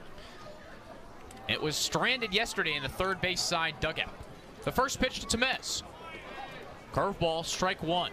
Shout out to our writer, Anish Vasudevan, for giving Johnny Castagnazzi his warm-up apparel. Well, he showed up to the ballpark today in another Anglers number 32 practice jersey. Wow. I was stunned. I thought he found it. Got it from my car the night before, then I remembered he was here last year. The 0-1 to Temez. Swing and miss. Breaking ball in the outside corner. Joe Puccio just broke his pen. It's my Z89 pen, too. Shout out WJPZ up in Syracuse. You are the sports director, so I hope you have a backload of those. I have too many of these pens. 0-2 to Temez on the inside of the righty box. The pitch. Above the letters, ball one. Is this a broadcaster's version of breaking a bat? There are much worse things to break as a broadcaster. Fair, very fair. Temez shows the bat to Taylor, brings it and waves it behind his head. Taps it on his right shoulder as Taylor starts the windup. The 1-2. Temez rolls over a breaking ball, chops it towards Dennis Cook.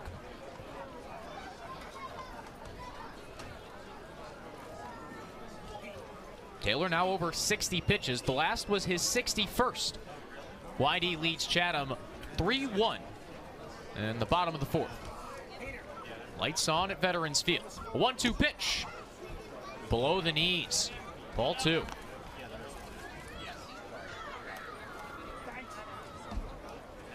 The hill next to Depot Road, well populated, as well as the home grandstand and the first base side. Taylor nods to Sliger. Winds and fires. Fastball below the knees. Dominic Temez has been picky at the plate, disciplined, if you will. Had a walk in his last game against Brewster. He struck out in his only AB here, but he loves getting deep into those counts. The count is full. Temez struck out swinging in the second in his first AB. One down. YD infield back. Here's the payoff pitch. Temez pops it foul behind home plate.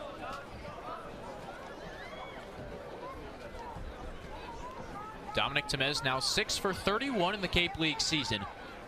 Slightly under 200 batting average. Was 0 for 4 against YD in the first matchup between these two teams with 3 strikeouts. Taylor shrugs his shoulders, starts the windup. The 3-2. Called strike 3. Temez was ready to chuck the bat towards the third base dugout, but picks it up and walks back to the third base dugout. The A's are letting the umpires determine their success. Yesterday was a great example of it with the no-hitter, but then 18 strikeouts against Brewster just the night before. Chatham came into today averaging 10.5 strikeouts per game. Oof. Taylor starts the windup. The first pitch to Cooper Ingle. He waves and misses at a changeup. Before today's game, Chatham's 168 strikeouts as a team, second in the Cape League, behind only Falmouth. Mydrosh in shallow right field. Ingle in the lefty box. Taylor deals, bounces a breaking pitch. 1-1 count. 3 infielders on the right side for YD. Carried the shortstop slightly to the right of the second base bag. Connor off the line and deep at first base, a step in front of the outfield grass. Mydroth a couple steps in towards the infield dirt. Taylor kicks and fires.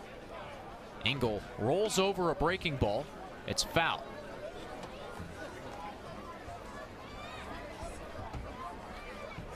One-two count with 2 outs. Taylor nearing 70 pitches, but no action down the right field line. The YD bullpen right now clad in hoodies. Taylor a deep breath, starts the windup, and deals. Ingle smacks it the other way, over Haas, a base knock.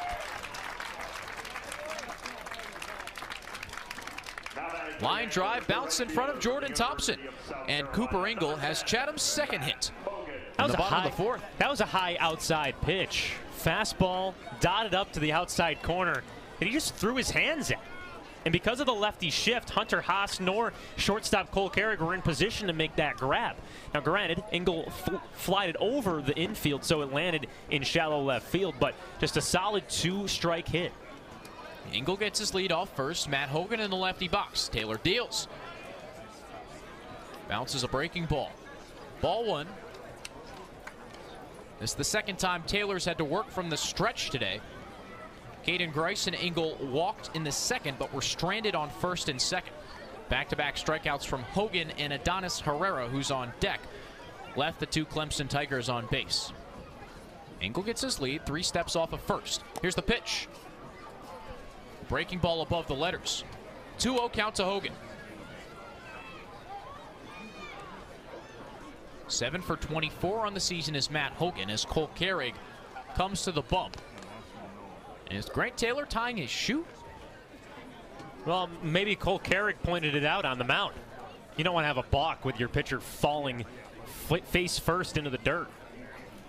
Don't know if you can tip your pitches with your back shoelace. Taylor set left in front of the right. Glove at the hips. A deep breath. He checks first and deals home. High fastball over the glove of Schliger. Engel advances to second, and the ball gets caught in the netting behind home plate.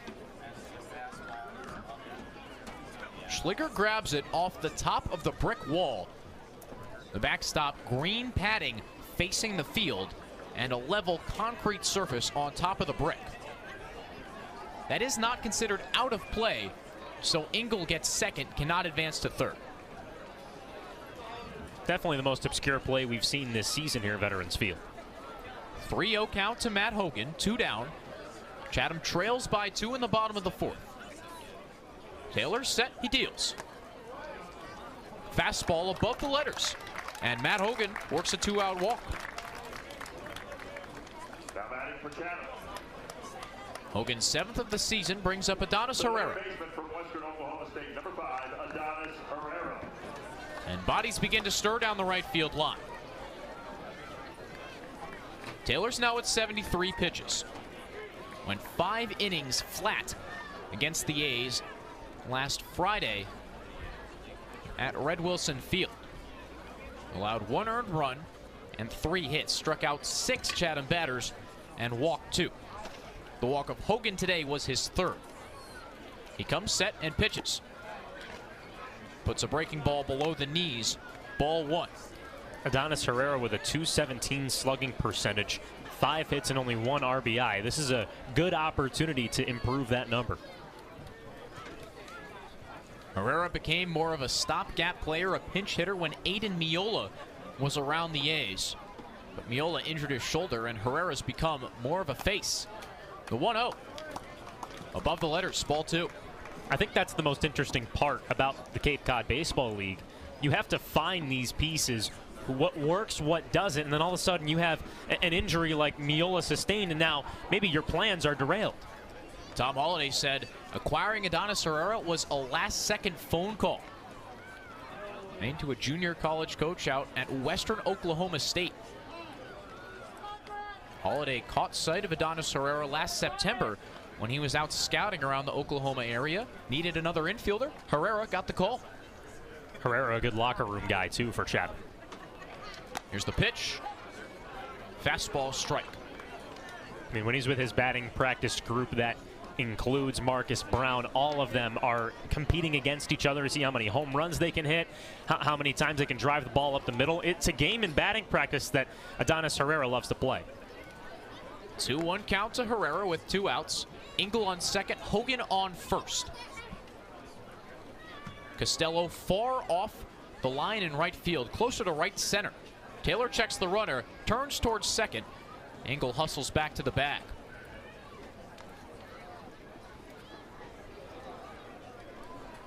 Mydroth behind the second base bag, Carrick deep in the hole at shortstop. Taylor peels in as Schliger puts down signs.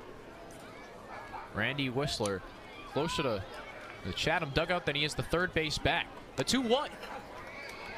Above the letters. Breaking ball starting to get away from Grant Taylor. 3-1 to Adonis Herrera. He's on the verge of walking his 4th batter. It would put the bases loaded for Guy Garibay. 76 pitches so far for Taylor. YD's bullpen still active. A lefty starting to get warm. Taylor comes set. 3-1. Here's the pitch. A strike at the top of the zone. Herrera went down looking on the second at a breaking ball that barely nicked that upper corner. Herrera digs into the back of the box, taps the far side of home plate twice. The righty Taylor comes set. Engel leads off second, Hogan on first. Here's the pitch. Runners in motion. Herrera swings through it. Strike 3.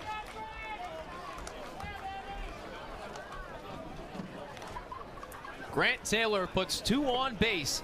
A Cooper Engel single and a Matt Hogan walk.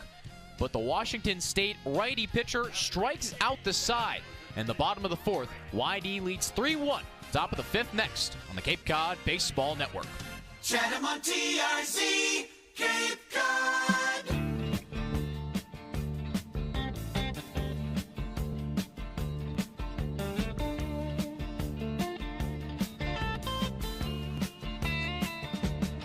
You get a shiver in the dark, it's raining in the park, but meantime, sound of the river, you stop and you hold everything. Band is blowing Dixie, double fall time. You feel alright when you hear the music ring.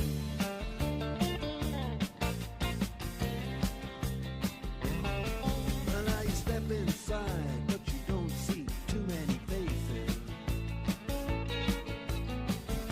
Coming in out of the rain, they hear the jazz go down. Competition in other places, but the horns, they blowing that sound.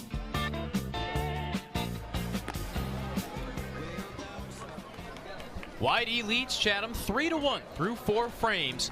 The sun sets behind the trees and left at Veterans Field. The grandstand behind home plate still packed. Ian Unsworth, Joe Puccio to my left, with you on the Cape Cod Baseball Network. 9-1-2 due up for YD in the top of the 5th. Homer Bush Jr., right-handed hitting center fielder from Grand Canyon, leads off the inning. Chris Villeman, the lefty, deals the first pitch. Misses low and inside, ball 1. Bush 6 for 20. The next pitch comes in. Bush half swings, it's a called strike.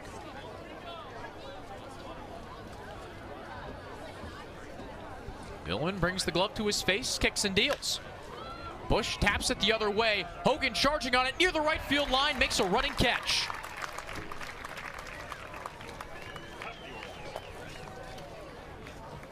A line drive tailed toward the right field line off the bat of Homer Bush, but Matt Hogan got a great jump and caught it about 4 steps away from the foul line. He's one of the quickest players on the team for a reason. Got from the right center field gap almost close to the right field foul line.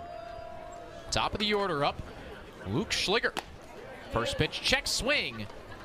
And Jeff Kinney behind home plate says Schliger went around. Joe, let's check out the MLB scores from tonight, presented by Chatham Bars Inn after the 0-1. Both of our teams are in the 7th inning. The Yankees trail 2-1 to the Astros, but your Phillies, Ian, up 12-4 on the Braves. That? Schliger pops the ball in a right. Hogan in, he makes a diving catch.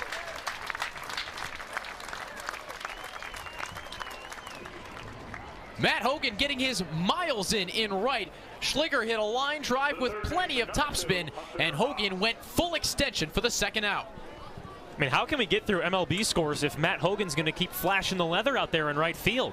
We'll try our best. The Pirates are up 5-3 on Milwaukee at PNC Park. The Blue Jays up 2-1 on the Rays. Alek Manoah pitched yesterday. Hunter Haas in the righty box. First pitch, changeup in the dirt. Cubs and Reds at Wrigley Field just underway. The Cubs up 1-0. The Guardians and the Twins played earlier today. 5-3 win for Cleveland. Haas up in the count, 2-0. Villemans put back-to-back pitches below the knees of the right-handed hitting third baseman. 2 more games left to go over. Haven't started yet, both on the West Coast. Oakland's in Seattle, 10-10 start. And the Padres play the Dodgers at 10-10 in LA. Here's Villemans, 2-0. Fastball, outside corner, strike 1. A walk-off from Andres Jimenez in Cleveland's win over Minnesota today. Villemans starts the windup, deals. Haas pops it foul towards the Little League field behind the first base side. And that is the check on Major League Baseball scores, presented by Chatham Bars Inn, New England's premier oceanfront resort. 2-2 count to Hunter Haas. Villeman kicks, fires. Haas hits a slow tapper to third. Herrera fields next to the bag, throws across, and ends the inning. A 9-pitch top of the 5th matches Villeman's best frame. 9 in the top of the 1st and 9 in the top of the 5th. YD leads Chatham 3-1 after 4.5. We're halfway there on the Cape Cod Baseball Network. The Cape's leader, sports radio play-by-play. Go A's! Chatham on TRC, Cape Cod. Oh, we're halfway there. Oh, give me all a prayer. Take my hand, we'll make it, I swear. Oh, give me all a prayer. Johnny's got his 6-string high. Now he's holding in what he used to make it talk so tough. It's tough. Cheetah dreams of running away. She cries in the nighttime and whispers, "Baby, it's okay."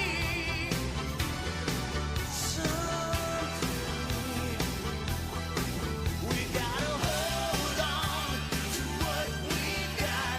It doesn't make a difference if we make it or not. We got each other, and that's a lot for love. We're giving it a shot.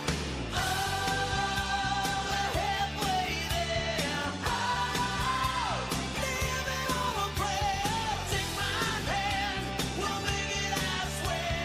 Oh, living on a prayer. Living on a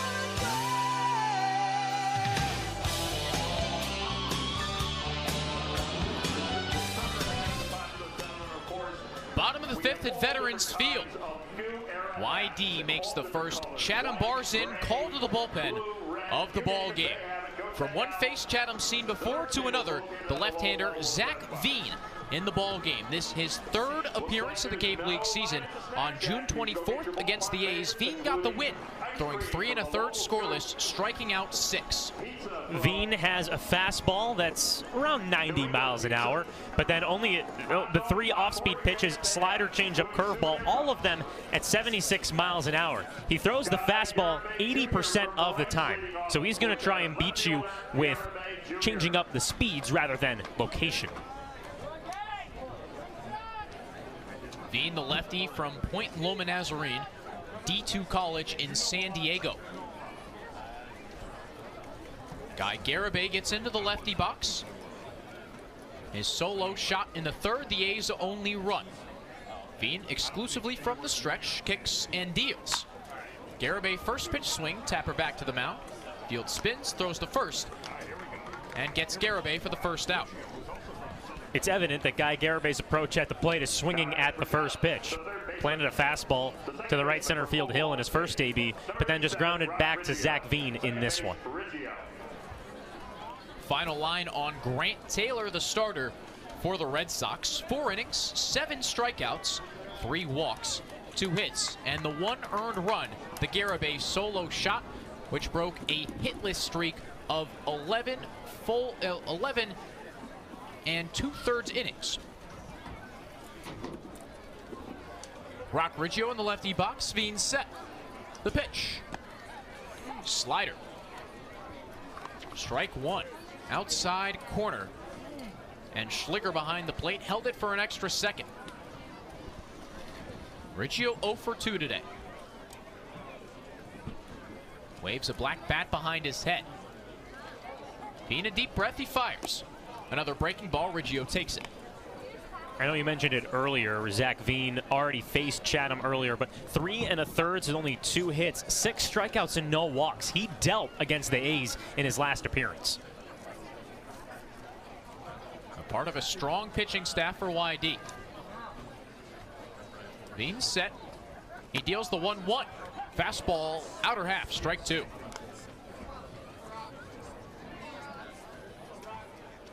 The YD pitching staff with the second best ERA in the league, 2.06. The Red Sox atop the East Division. 1-2 count, 3 infielders on the right side. The pitch, Riggio swings through a high fastball. Chatham's 8th strikeout in the ball game. Veen's first after 7 from starter Grant Taylor. He has 7 strikeouts on the season. And that success that we've seen from Zach Veen carried over from his college season. Yesterday, he was one of the first 2 Sea Lions to be named D2 CCA Baseball All-America team at Point Loma in Division II. Veen's first pitch to the righty, Jake DeLeo. Low and inside, ball 1. Haas in on the grass at third. Carrig backs up to the grass at shortstop. A large space in right field and a big gap between the first baseman and first base line. Veen kicks and fires. DeLeo hits a chopper to short. Carrig fields, crow hops, throws to first, and retires the side. Just a 7-pitch, bottom of the 5th for Zach Veen, continuing his success from where he left off. YD leads Chatham 3-1 after 5 full. New pitcher for the A's after the break. Chatham A's on the air.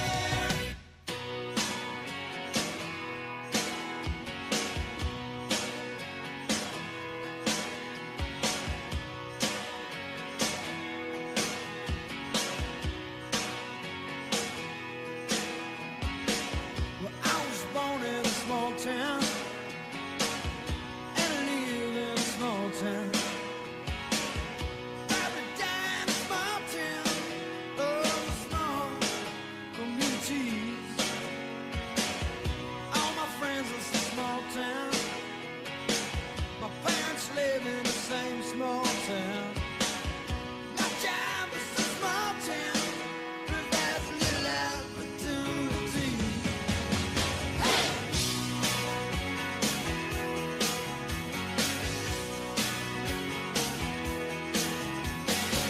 Educated in a small town, taught to fear Jesus in a small town. Used to daydream in that small town. Another boring romantic, that's me. But I've seen it all in a small town. Had myself a ball in a small town. Married an LA dollar, brought her to this small town. That small town, just like me. No, I cannot forget from where it is that I come from. I cannot forget the people who love me. Yeah, I can be myself. Another Chatham bars in call to the bullpen. Begins the top of the 6th at Veterans Field.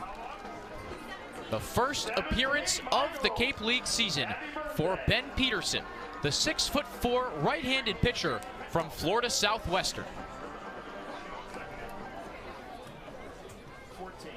Peterson at FSW this season made 10 appearances, started half of those games. He was 3-1 through 26 2/3, a 3.04 ERA, 22 Ks, 10 walks, and 9 earned runs.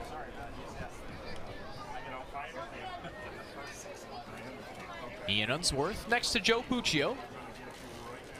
Lights on at Veterans Field, just a couple shades of yellow behind center.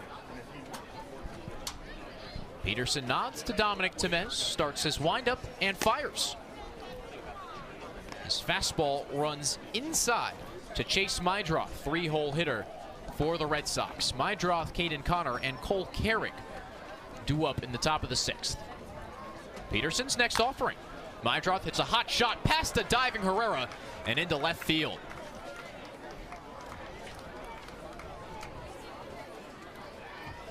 First time on base for Chase Mydroth. Yarmouth-Dennis' 4th hit of the ballgame. So not only is this the first time that we're seeing Ben Peterson, but that was the last time we saw Chris Villeman this season for the Chatham A's. In this start today, 5 innings, 3 hits, 3 runs, 2 of them earned, 5 strikeouts, and no walks. Chris Villeman in 3 starts. I mean, he put a name for himself in this draft conversation. Peterson's first pitch, a strike. A fastball on the outer half to Caden Connor. Connor, the first baseman from Cal State Fullerton, 0 for 1. Struck out looking to end the 3rd, but walked in the 2nd and scored on Jordan Thompson's 2 RBI single. Peterson deals from the stretch. Ground ball past Riggio into right field. Back-to-back singles for YD. Riggio positioned towards second base to turn a double play. Hustled towards the right side of the outfield, but couldn't get to the ground ball. Just the perfect place to hit a ground ball with the second baseman in motion. 2 on, no outs. Here's Cole Carrick, who's reached twice already, a single and a walk. And the last time he was on base, he scored from second. A throwing error from Riggio after he was caught in a pickle between second and third. Riggio threw the ball towards the third base dugout, and Carrick went all the way from second to score. Peterson checks the runner, deals the first pitch. It's ripped right at Riggio. He can't field it. He knocks it down, but doesn't throw. All runners safe. A one-hopper at Rock Riggio's knees. 3 ground balls, 3 runners on base.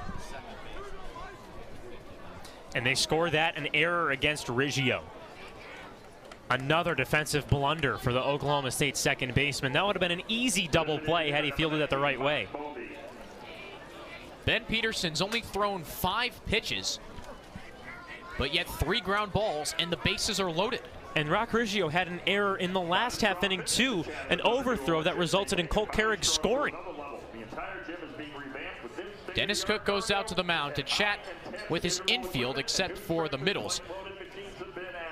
Joe, while we've got the time, a quick check of CCBL scores presented by Merrill and Sweet Tomatoes Pizza. Oh, we just love Sweet Tomatoes Pizza, don't we? Over in Hyannis, the Harbor Hawks have a 1-0 lead over the Harwich Mariners. So Harwich at 6-10, Hyannis second place in the West with 19 points. A final in Brewster. The Firebirds a 6-4 win over the Whitecaps. The first pitch, time called. No, a balk. Peterson started his windup, either stumbled or fell off the mound, held the baseball. He balked from the windup, and Chase Mydroth scores.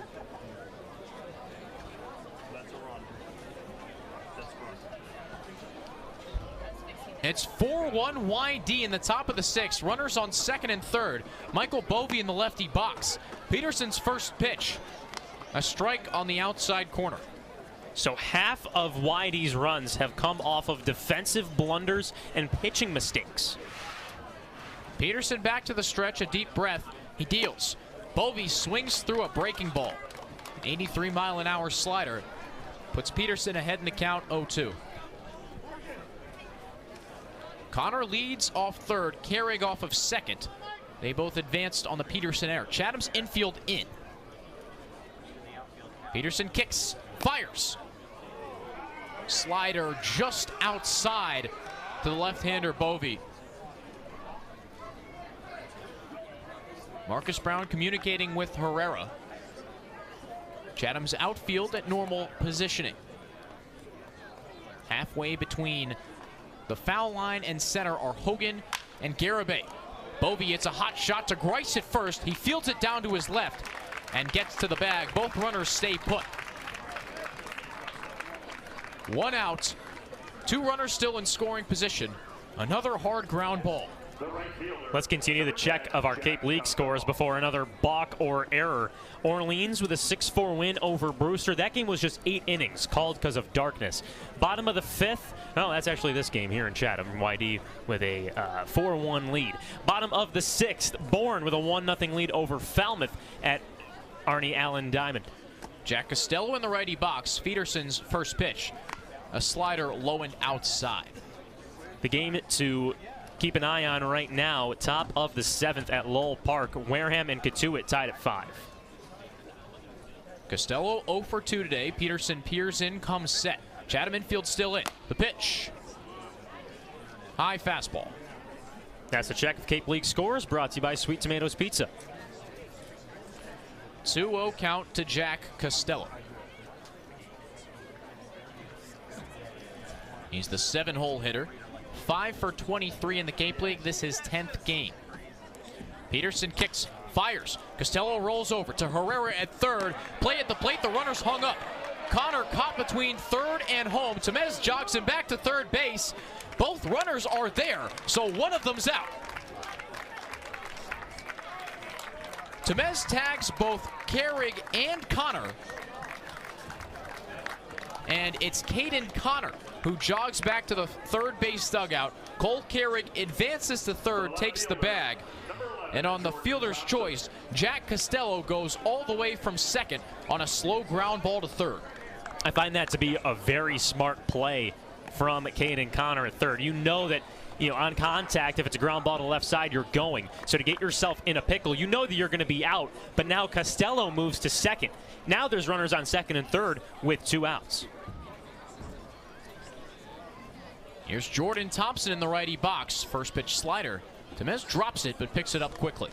And given all of the pickles that Chatham's had struggles with on defense both yesterday and today, it makes sense to try and see if Chatham has another overthrow. That time, Temez just slapped the tag. Thompson a 2 RBI single in the second. Peterson kicks, fires. Thompson rips it into left field. Another single, and both runners will score. Garibay gets it in quickly, keeping the LSU outfielder at first. Jordan Thompson's second 2 RBI single of the ball game. It's now 6-1 Yarmouth-Dennis. 2 outs in the top of the 6th. Ben Peterson getting hit in his first Cape League appearance. He's given up 3 singles in his first inning of work. Nothing's been cracked in the gap. All ground balls or line drives. The first pitch to Homer Bush. Strike on the outside corner.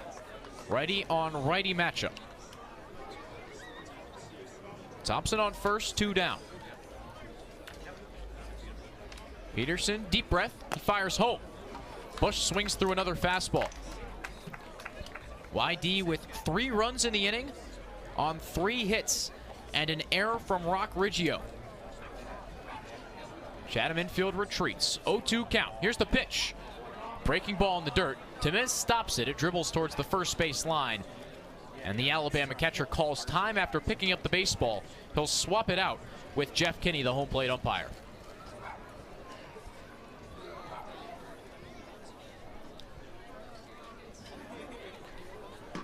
No action yet in the Chatham pen with Ben Peterson in his first inning. Peterson set, cleats on the right side of the rubber. Checks the runner at first and deals home. Bush swings through a high fastball. That ends the inning.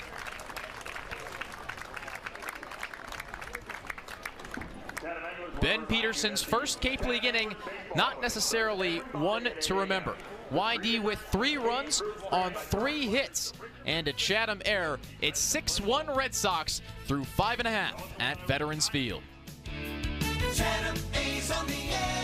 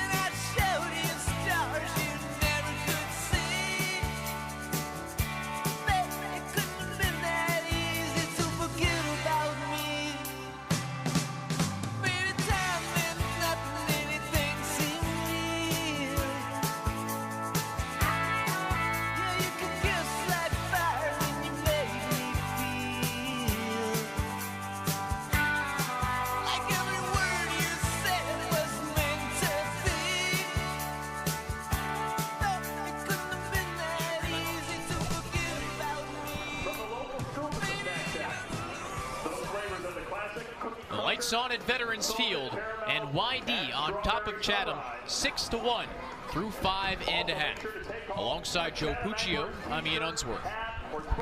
YD broke the game open with 3 runs in the last half inning on 3 hits and a Chatham error. The A's have made 2 defensive blunders in this game today. A run also scored on a balk from Ben Peterson. Yeah, it's been a last few games to forget for the Chatham A's defensively, and they started off the year as the best defensive team in the Cape Cod Baseball League. Zach Veen, the lefty from Point Loma Nazarene, set to begin his 2nd inning of work.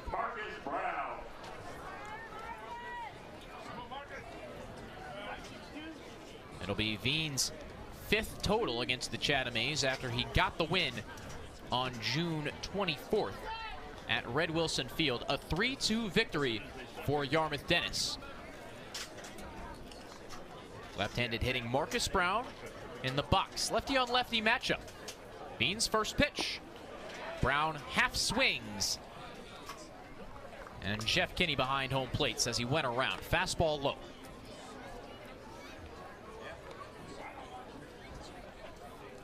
Mydroth deep, right behind the infield grass at second base, as well as Caden Connor, the first baseman.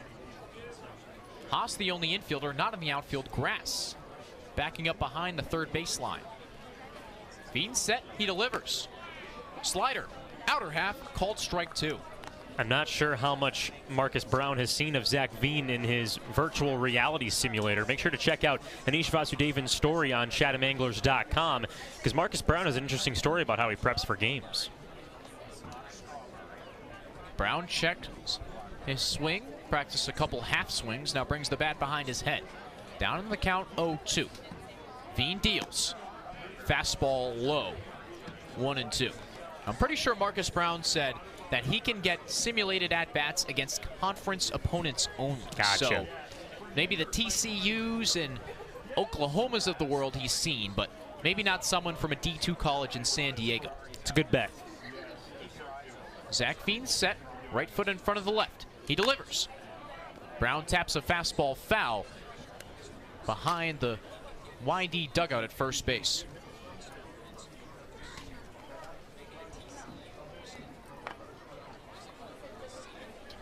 Our media assistant, Jake Klein, has just told us that Mitchell Daly and Johnny Castagnazzi, 2 infielders, are up in the pen. Veen ready, Brown ready. Here's the 1-2. Strike 3, fastball in the outside corner. Brown's 2nd strikeout, Veen's 2nd in his 2nd inning of work. Well, coming into the season, we knew that Caden Grice was going to be the 2-way pitching hitter for Chatham. I'm surprised that Castagnazzi is warming up in the pen. Castagnazzi was a utility infielder for North Carolina. Played some second, played some first. Grice, on the other hand, had 7 appearances at Clemson this season. He's in the left-handed box right now to face Veen, who kicks and deals and drops a slider right down the middle for strike 1. I asked Caden Grice before the season, why do you pitch? Why don't you just be one or the other? He's like, well, I love pitching, and I'm good at it. 2 very simple and valid points. Tom Holliday said Grice would pitch before off days. It's not coming around for a while. Grice holds the bat tall and swings a slow grounder to the right side. Carrig feels it at the second base position and throws to first to get Caden Grice. Carrig, the shortstop, playing on the right side of the infield, fielded the ball as Mydroth chilled behind him in right field. It's a common infield shift that we've seen from YD against left-handed hitters today. And you might not see Grice on the mound until July 4th. That's Chatham's next off day, the 5th, after a home-and-home with Orleans. Dominic Temez in the right-handed batter's box. He struck out twice. Once swinging, once looking. Here's Veen's first pitch. The lefty misses low with a fastball.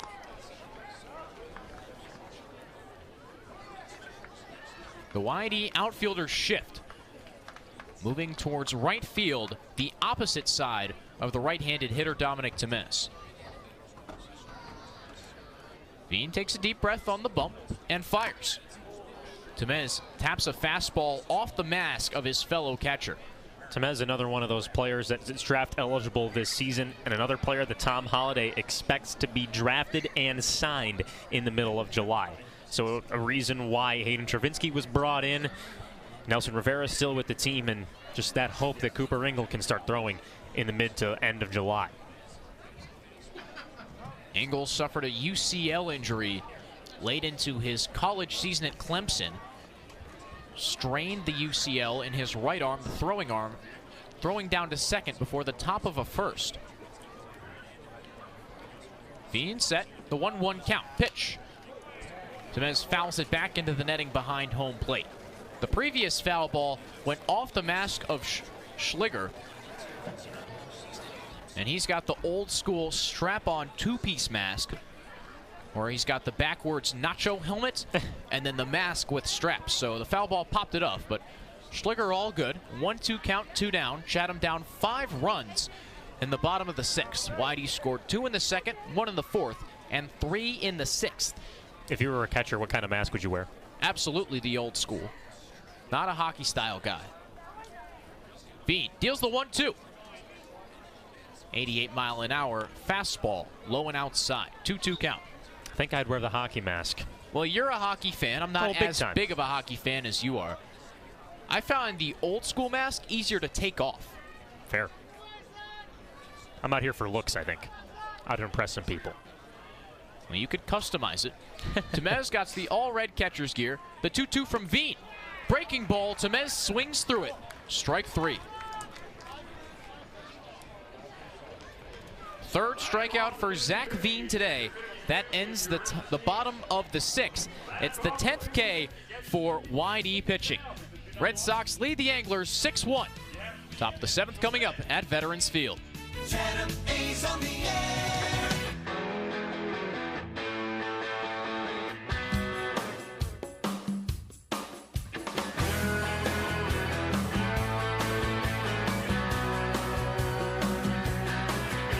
Sun coming up over New York City.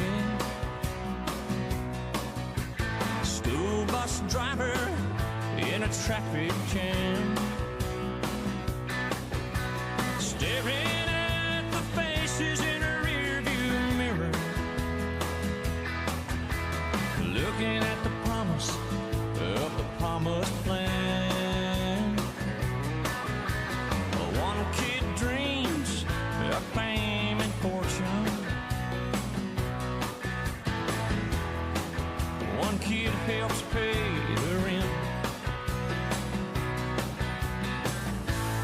One could end up going to prison. One just might be president. Only in America. Top of the 7th at Veterans Field. YD a 6-1 lead over Chatham. Alongside Joe Puccio, I'm Ian Unsworth. Top of the order, due up for the Red Sox in the 7th. Luke Schliger, Hunter Haas, and Chase Mydroth. The first pitch from the righty, Ben Peterson. Fastball, a strike at the knees to the left-handed hitting catcher from Maryland. Schliger 1 for 3. He's hit 2 hard line drives to right. The 0-1 from Peterson. Schliger pokes it the other way. Line drive to left. It drops in fair territory. Garibay chases it as it rolls foul. Schliger hustling to second, and he's got a leadoff double. The ball dropped about a foot fair down the left field line, and Schliger breaking it down out of the box. Got himself 2. Credit to both Schliger and Garibay. The base runner and left fielder both hustling hard for that play. Garibay didn't let up as it drifted closer towards the foul line, but as you mentioned, Ian, it did bounce a foot fair in left field. So a leadoff extra base hit for the Red Sox. That's Schliger's first extra base hit of the season. He leads off second. YD with a 5-run lead, 6 on 7 hits for the Red Sox. The first pitch to Hunter Haas. He drills it deep to left field. Garibay going back. It's over his head. Gone.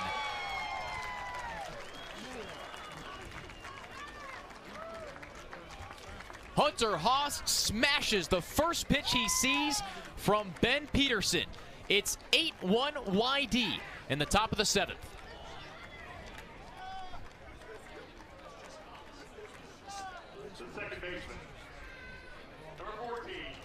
First pitch swinging at a fastball, the inside corner. This is a debut that Ben Peterson would like to forget. Dominic Temez out on the mound to have a conversation with Ben Peterson. He taps him on the chest and walks back towards home plate. Haven't even gotten to the defensive change yet for the A's. Mitchell Daly making his first Cape League appearance in its second base for Rock Riggio. Daly, one of the new arrivals, along with a couple pitchers. The first pitch from Ben Peterson to Chase Mydroth, a breaking ball called strike. Peterson working from the windup, kicks and fires. Mydroth takes another bender low. So Rock Riggio, with 2 errors today, gets the defensive substitution in the 7th inning for a guy who's playing in his very first inning of Chatham A's baseball. Peterson fires home. Mydroth taps it off his front foot foul. Daly will take over for Riggio in the leadoff spot. Rock was 0 for 3. Daly at second base stands 6'1", 185. Texas eliminated at the College World Series. Played 67 games for the Longhorns. Mydroth rips Peterson's 1-2 into center. DeLeo makes a jogging catch in right center field, about 4 steps in front of the warning track. These YD Red Sox have Ben Peterson's number. 3 hits in his first inning. 3 runs went against him. And now 2 runs against Ben Peterson, a double and a home run. And that was a hard hit line drive into center. Started with 3 ground balls. Now the Red Sox are poking it all over Veterans Field. Caden Connor in the lefty box. Peterson's first pitch. Fastball at 89 at the knees. Strike 1. Connor singled in the 6th against Peterson. He was tagged out in a pickle at third base. The 0-1. Connor swings, pops it foul over the third base grandstand.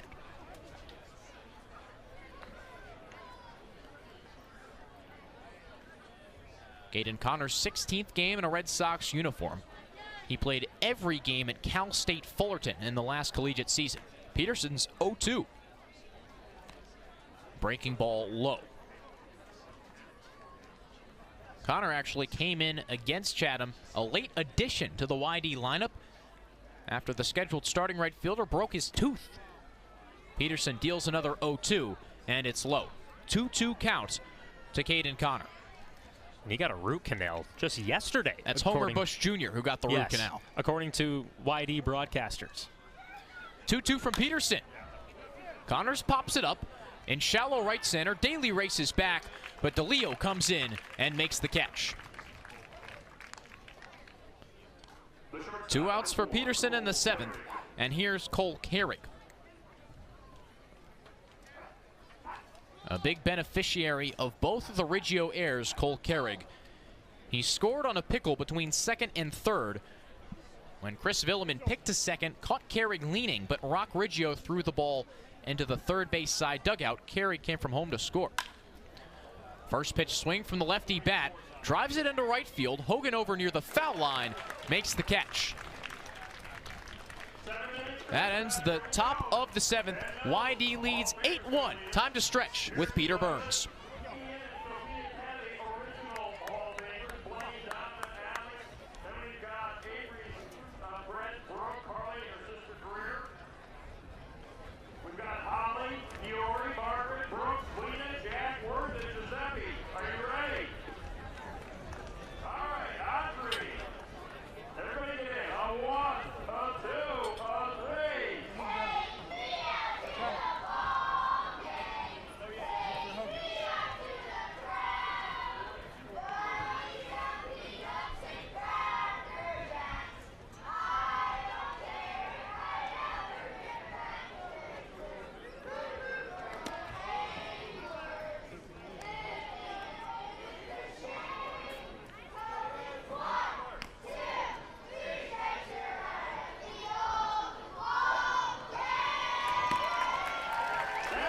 YD with a 7-run lead through 6.5.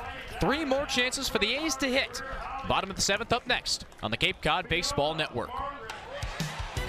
Cape Cod Baseball Network and the A's. Sports Radio play-by-play.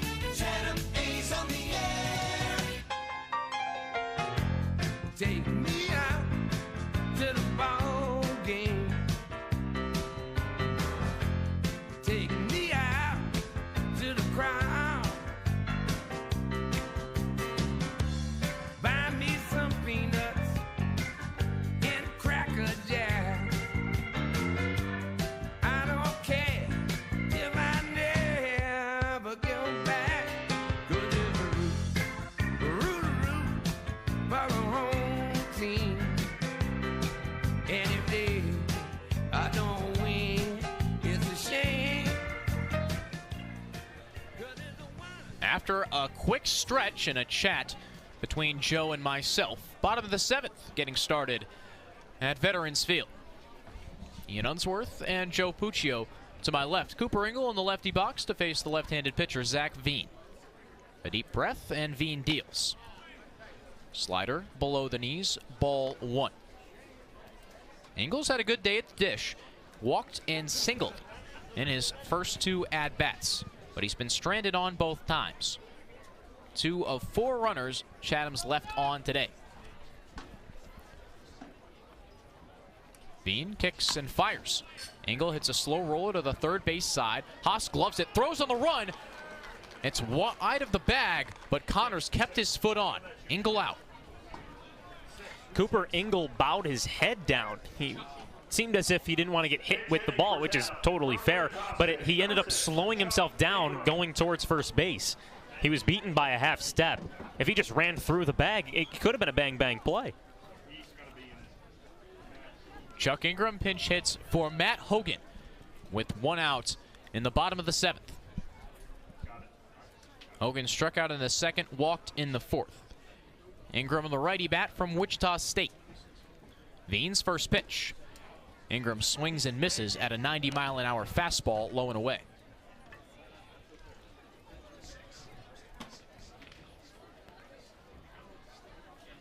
Ingram hitting 7th in the order. Chatham A's blue and red batting gloves. Veen deals, Ingram swings and pops it foul. Franklin makes the batting gloves for all 10 teams in the Cape League. Actually saw a really cool promotional campaign on Twitter earlier this week where the Franklin representatives went to all 10 ballparks in the Cape League and took pictures of the gloves around the fields. I saw that exact same one. There was a picture today where all the gloves were on a dugout rail. The 0-2. Low and outside, ball 1. Chatham's are blue and red with white accents. Some remind me of the major league teams. Brewster has very similar to the Seattle Mariners with teal and navy. Veen set, tapping the front foot. The lefty fires. Ingram swings and misses. Strike 3. That's Veen's 4th K and the 11th for Chatham batters. The Anglers' colors, I would say the closest similarity would be the Chicago Cubs. But the blue and red, the royal blue and then the striking red that comes off of that A's logo, it's tough to say that it's a comparison to an MLB logo. It's almost Chatham's own brand. Adonis Herrera in the right-handed box, back foot on the chalk. Veen set, here's the first pitch. Herrera pops it foul towards the Little League field behind the first base side concourse. Talked a lot about gear today, Joe. Yeah. We talked catching helmets, batting gloves. Were you an accessories guy when you played baseball? The thing is, I wanted to be, but my dad was my coach, so I couldn't.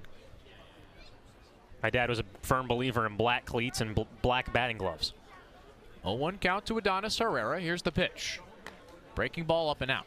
I adopted stirrups in my last 2 years. That was sort of the flashiest thing I did. Helped me stand out a little bit from everybody else. I never wore stirrups, was always a long pants guy. But I had some nice Oakley sunglasses, and I always wore wrist tape. My stirrups would never stay up, though. My stirrups would become low socks through 2 innings. 1-1 count to Herrera. Bean shrugs his shoulders and deals home. Herrera pops it up down the first base line. It spins foul out of play. If you had to choose the color of a wood bat, what would you choose? I had a black wood bat. As a Phillies fan, I had the Chase Utley model. The CU-26. 32 inches. Jeez. 23 ounces. Balanced. How the heck do you know all this? That's insane that you know all those numbers. 1-2 count to Herrera. I researched the specs for a long time, and that thing never broke on me. Lasted 4 years of high school baseball. 1-2 to Herrera, the pitch. Fastball up and out. 2-2. YD leads Chatham 8-1. That's the bottom of the 7th at Veterans Field. Second matchup of the season between the two teams. I only had to use a wood bat once. I played in a fall ball league my sophomore year of high school, I believe. It was beige, nothing too crazy. Being set 2-2. The lefty deals. Herrera lifts it behind second base. Mydroth backs pedals and makes the catch. The third straight 1-2-3 inning for Zach Veen. He's pitched 3 flawless frames, advancing his streak of scoreless innings against the A's to 6 1/3. Well, Joe, we can talk a whole lot more about our previous equipment after a break. You'll take over on play-by-play. YD leads Chatham 8-1 through 7 frames at Veterans Field. You're listening to it on the Cape Cod Baseball Network.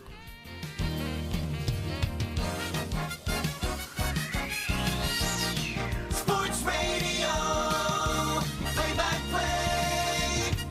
Go A's! Chatham on TRC.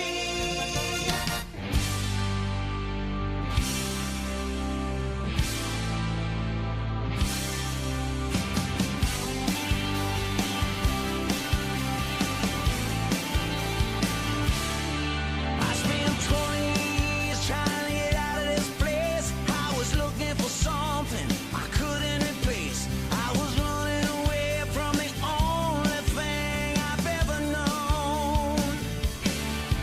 Like a blind dog without a bone, was a gypsy lost in the twilight zone.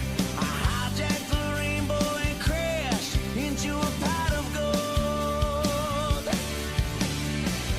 Been there, done that, I ain't looking back. The seeds I've sown, saving times, spending too much time on the telephone. Top of the 8th inning here at Veterans Field. The YD Red Sox with an 8-1 lead over the Chatham Anglers. Mike Bovee, the first one against Ben Peterson. First pitch, called strike on the outside corner.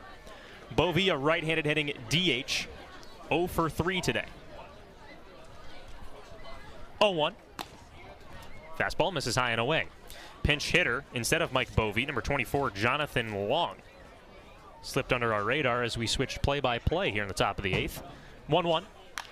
Grounded on the third base line. Herrera on a backhand. Throws across the diamond. It's way high. Grice gets off the bag, applies the tag, but he's safe. It helps to have a 6'6" first baseman stand over there. Scored an error on Adonis Herrera. The third error of the game for Chatham. Chatham came into this ballgame with 7 errors, the only team in the Cape League with less than 10. And now the A's defense crumbling. Second pinch hitter here in this 8th inning, Luke Franzoni. Pinch hits for Jack Costello. Jonathan Long at first. First pitch, fastball called strike at the knees. So Jonathan Long gets on first base with an error to the third baseman Adonis Herrera.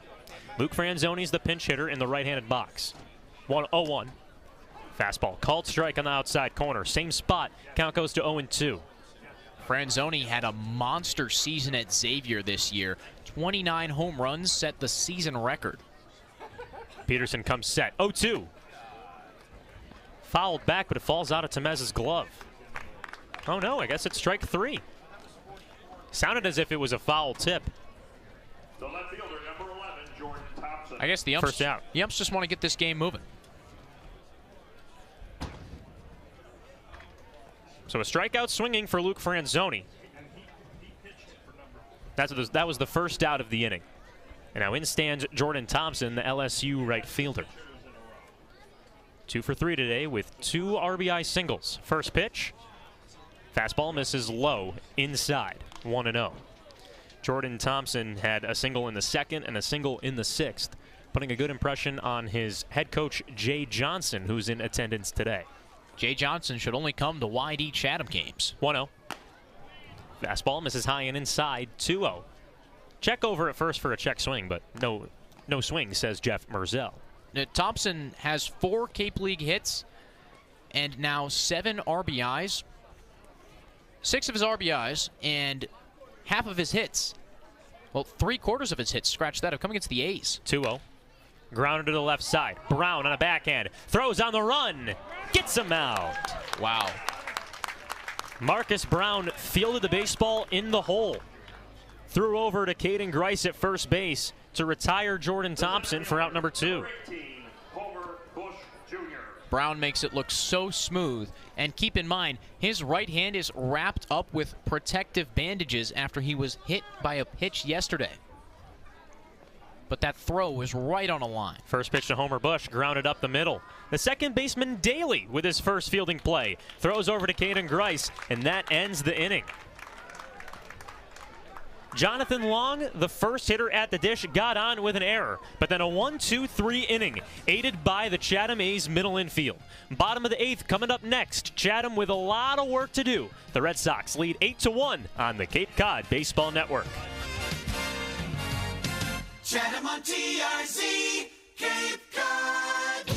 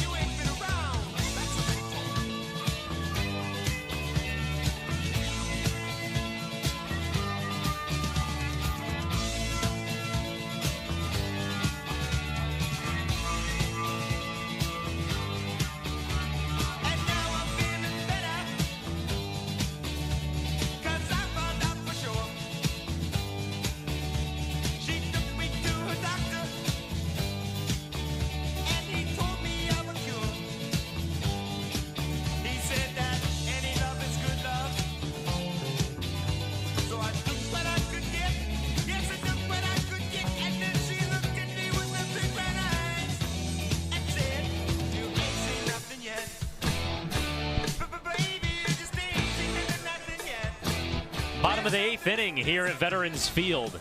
Chatham trails by 7, an 8-1 lead for the Red Sox. A few defensive replacements to start us off here in the bottom of the 8th. With Ian Unsworth, I'm Joe Puccio.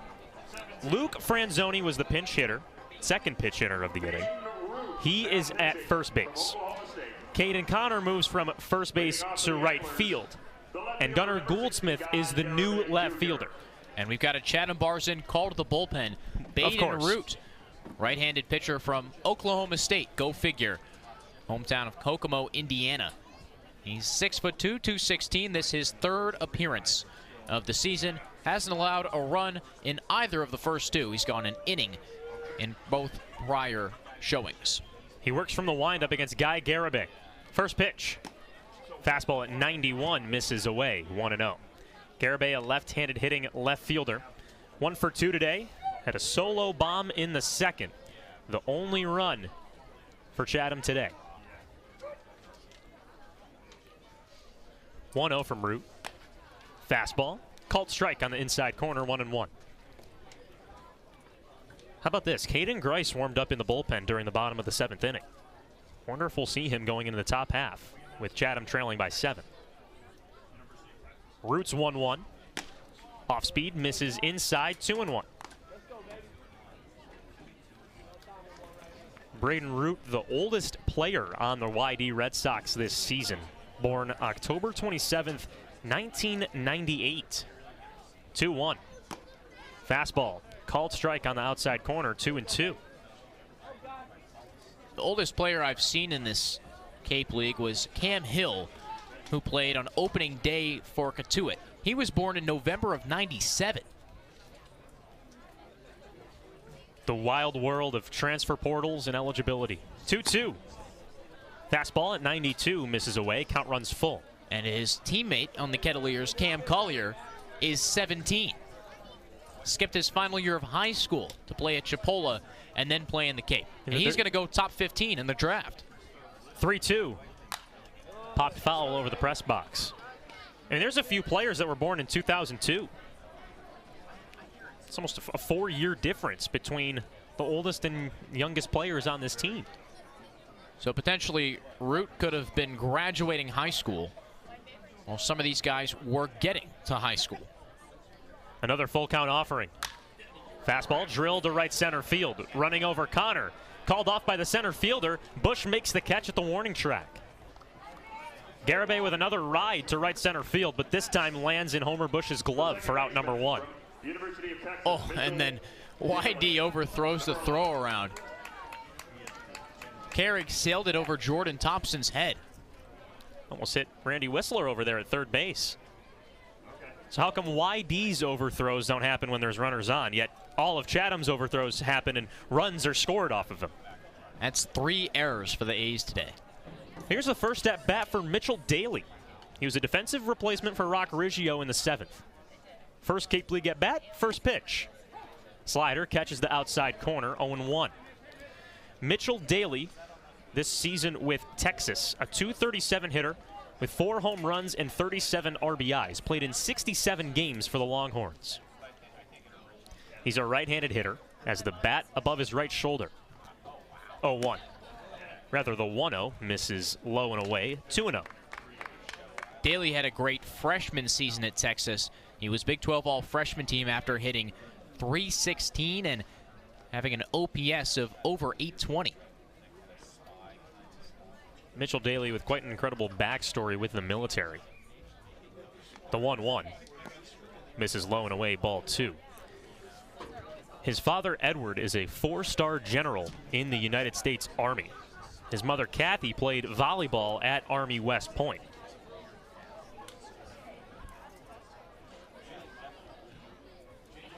He moved 7 times in 18 years. 2-1.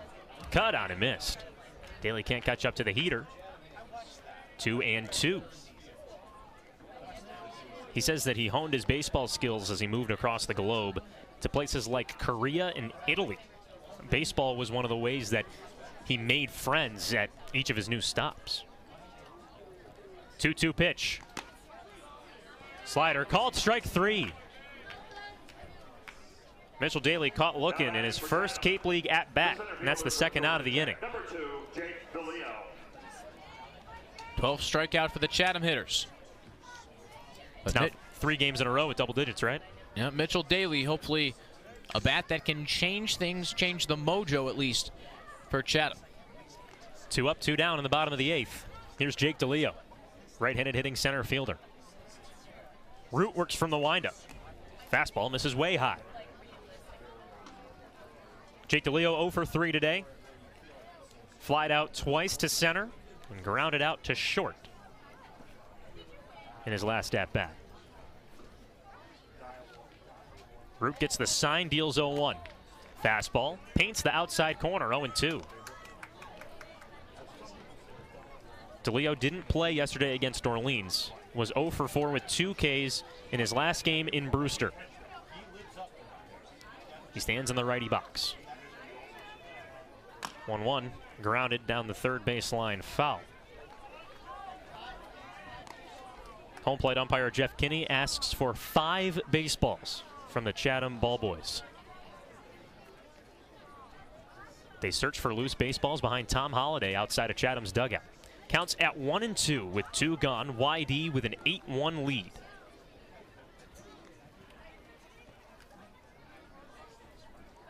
One-two pitch. Swing and a miss. Strike 3. DeLeo fishes at an outside slider. 3 up, 3 down in the bottom of the 8th. No runs on no hits, no errors, and no one left stranded. For the 4th straight half inning, Chatham is set down 1-2-3. Caden Grice takes the bump for the A's in the top of the 9th. Coming up next. Chatham on TRZ, Cape Cod.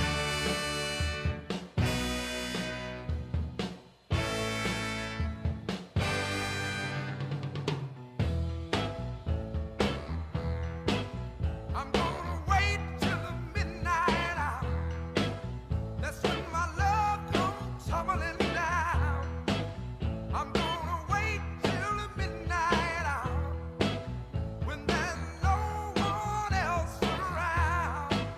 I'm gonna take you, girl, and hold you and do all the things I told you in the midnight hour. Yes, I am. Oh, yes, I am. One more thing I just want to say right here. I'm gonna wait till the stars come out and see that twinkle in your eyes. I'm gonna wait till the midnight hour. That's when my love begins to shine. You're the only girl I know that really love me so in the midnight hour. Oh yeah, in the midnight hour. Yeah. All right, play it for me one time now. Number 22, Fernando Gonzalez from the We've been waiting for this moment ever since the season started. Top of the 9th, YD leads 8-1. Chatham's very own version of Shohei Ohtani. Caden Grice takes the bump for the A's, trailing 7 here in the top of the 9th. With Ian Unsworth, I'm Joe Puccio. Caden Grice faces 1-2-3 in the Chatham order, but it's not Luke Schliger, it's Fernando Gonzalez. First pitch from Grice. Fastball at 90 miles an hour, strike 1. So Caden Grice moves from first base to the pitcher's mound. Noah Ledford takes over at the back. 0-1. Fouled over the screen. Counted 0-2. Ian, we talked to Tom Holliday before the season. He said that Grice would only pitch on days where there was an off day the next day. I would assume Grice is getting an off day tomorrow. 0-2. Fastball misses inside at the knees. He's due up to hit second, so he will be Chatham's first two-way of the 2022 season. Grice lifts his leg, fires. Fouled over YD's dugout. Count stays at 1-2. And with the new Shohei Ohtani rule in Major League Baseball, Grice is able to stay in the game, even though he's on the pitcher's mound. No need for a DH to come out or anything like that. Grice up 1-2 in the count. Grice steps off the rubber. The 6'6" left-hander gets the sign from Dominic Temez. Comes set at the belt, lifts his leg, deals. Curveball. Strike 3 looking. Caden Grice punches out the first batter he faces on a backdoor curveball. That's out number 1 in the top of the 9th. Number 2, Hunter Haas. Quickly throw in the final line for Ben Peterson. 3 innings pitched, 5 hits, 5 runs, 4 of those earned. No walks, 2 strikeouts. Peterson's first appearance in the Cape League. Hunter Haas, the third baseman, digs in. First pitch. Fastball called strike. Right-handed hitting at third baseman. Hit a 2-run home run in his last at-bat. Deposited it into the forestry in left field. 0-1. Swing and a miss. Grice pulls the string on a curveball. Counts at 0-2. Caden Grice working from the right side of the rubber in his low blue socks. Hands at the belt. deals. Curveball drops too far inside. The count goes to 1-2. Caden Grice had a 3 ERA in 6 innings with Clemson. 1-2, skips in the dirt, misses inside, count even at 2-2. He pitched 6 innings last season with Clemson, 10 innings the season beforehand. The 2020-2021 season had a 7.20 ERA, 8 earned runs, 10 hits. Here's the 2-2. Fastball just misses inside. Almost hit Hunter Haas. Count runs full to the righty. Defense in a normal alignment. Pitch black skies in Chatham. Righty gets loose in the YD pen. Full count pitch.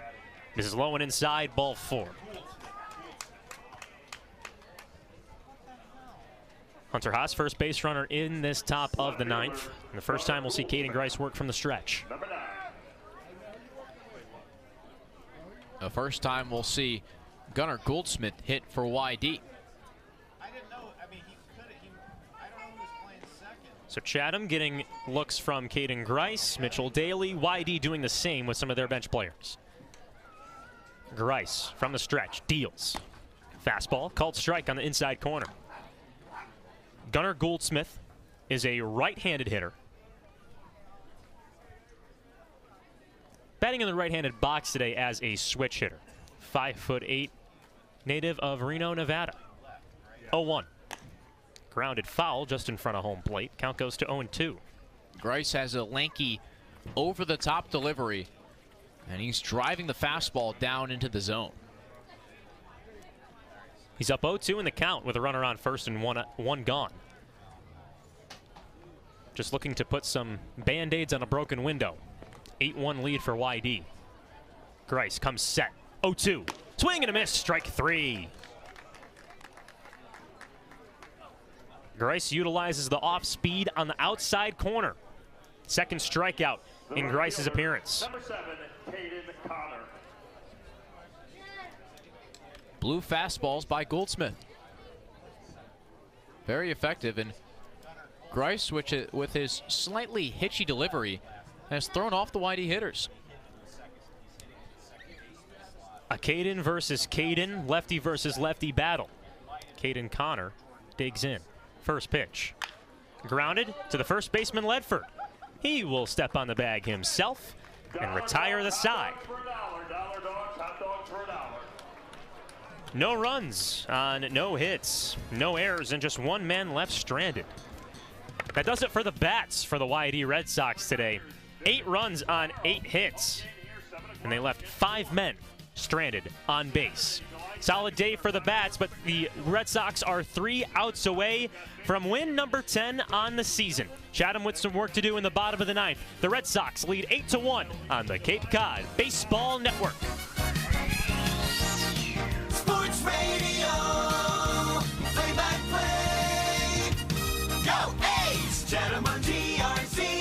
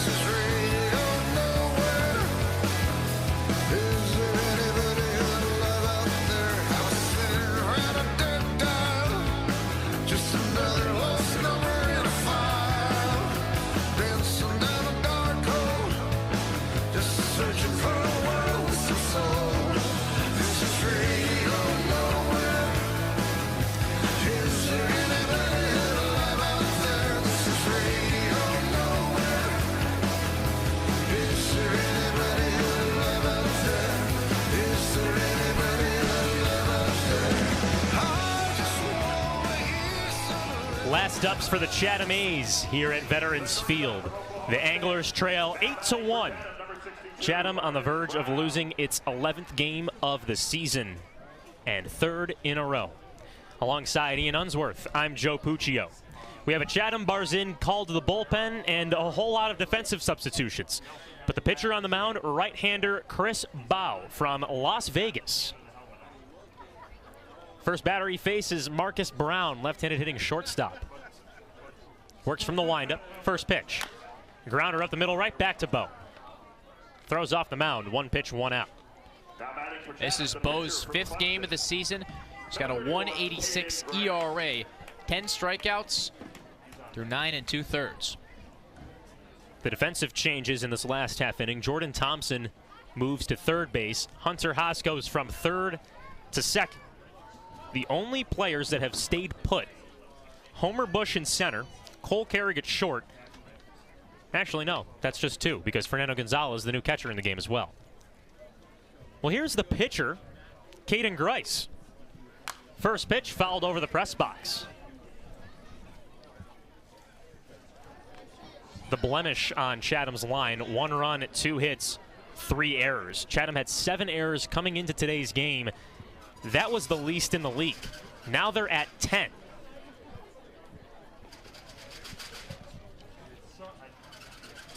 Bow's 0-1.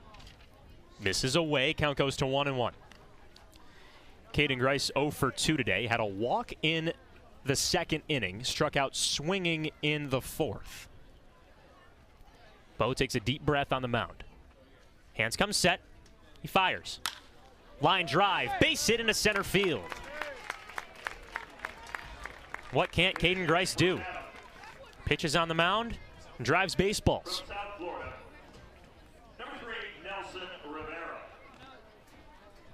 And hopefully he can keep that swing going into tomorrow's game against Bourne. The Bravos are hot this season. Hot at 6-7-3 is I guess a statement of circumstance. I guess that's just whoever runs their Twitter over there in Bourne. First pitch to Nelson Rivera, pinch hitter. Takes a ball down low. Nelson Rivera, the pinch hitter for Dominic Temez. Temez ended his night 0 for 3 with 3 strikeouts. Runner on first, Caden Grice. Chatham trails 8-1. 1-0 count with 1 out. The pitch. Fouled back to the screen, counts even at 1-1. Bourne with a 1-0 win over Falmouth today. The Bravos are 3rd place in the West Division. Still a ways behind Kituitt. The 1-1. Misses away. Count goes to 2-1. Chatham with 10 points. Trails YD by 10 points.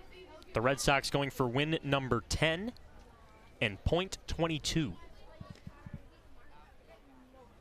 Rivera in the right-handed box. Orange and green neon cleats. 2-1. Fastball called strike at the knees. 93 miles an hour from Chris Bow. Bow's got a very easy delivery from the stretch. Not worried about Grice at first. He rocks and fires.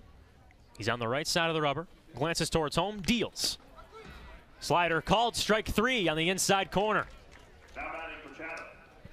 Nelson Rivera keeps the bat on the shoulder. The A's are down to their final out. The catcher's spot has struck out 4 times today. Sounded like a broken record, but another double-digit strikeout performance by Chatham hitters. Performance to forget. That's 14 today. Noah Ledford in the lefty box.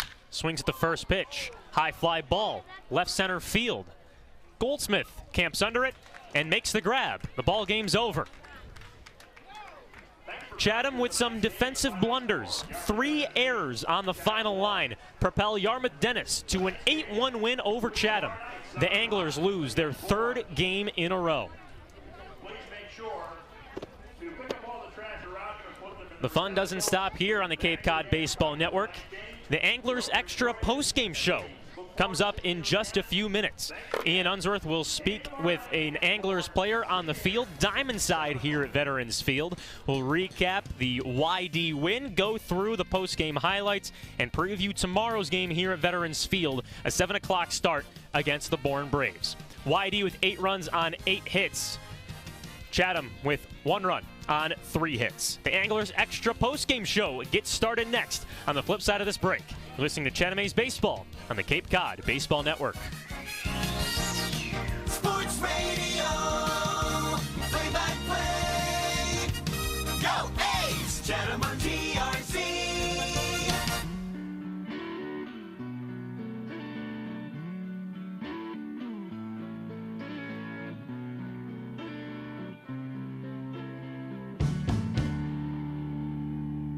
When the lights go down in the city and the sun shines on the bay, ooh, I wanna be there in my city. Oh, oh, oh,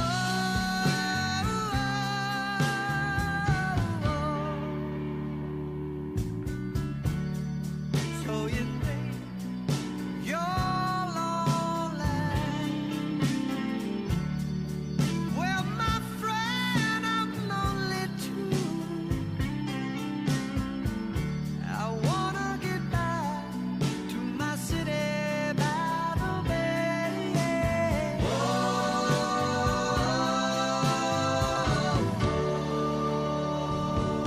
It's sad. There's been mornings out on the road without you, without your charms. Oh, na na na na na.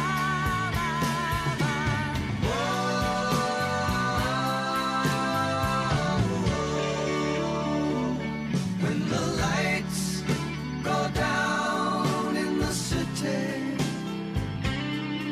and the sun shines on the bay,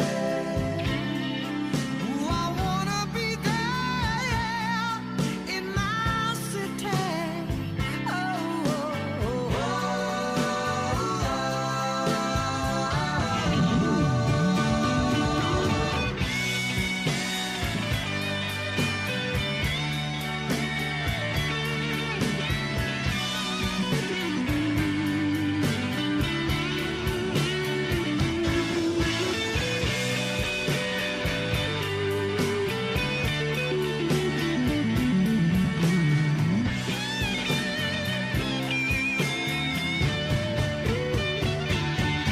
when the lights go down in the city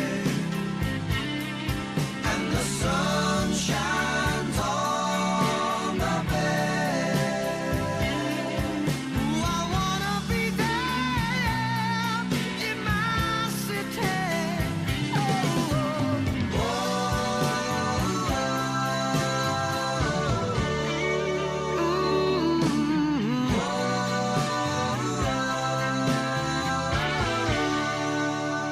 Anglers Extra.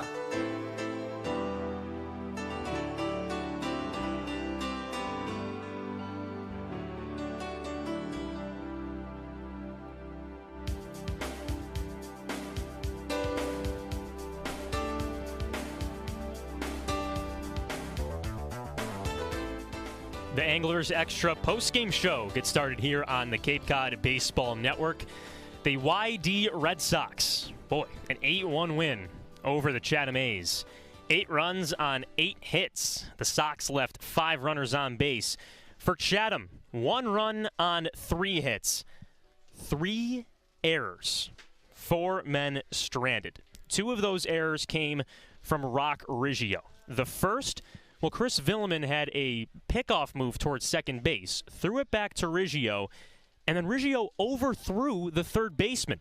It resulted in Cole Carrig scoring as the 3rd run of the game. The second error was, well, Cole Carrig hit the ball, got to first base thanks to a throwing error from Rock Riggio. And then the final error for Chatham in this game was a ground ball to Adonis Herrera, an overthrow towards first base. Chatham came into this game with 7 errors as a team. That led the Cape Cod Baseball League.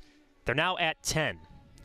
Chatham, the last team to have single-digit errors on the season.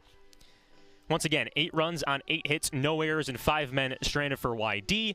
1 run on 3 hits, 3 errors, and 4 runners left stranded in Chatham's 11th loss of the season.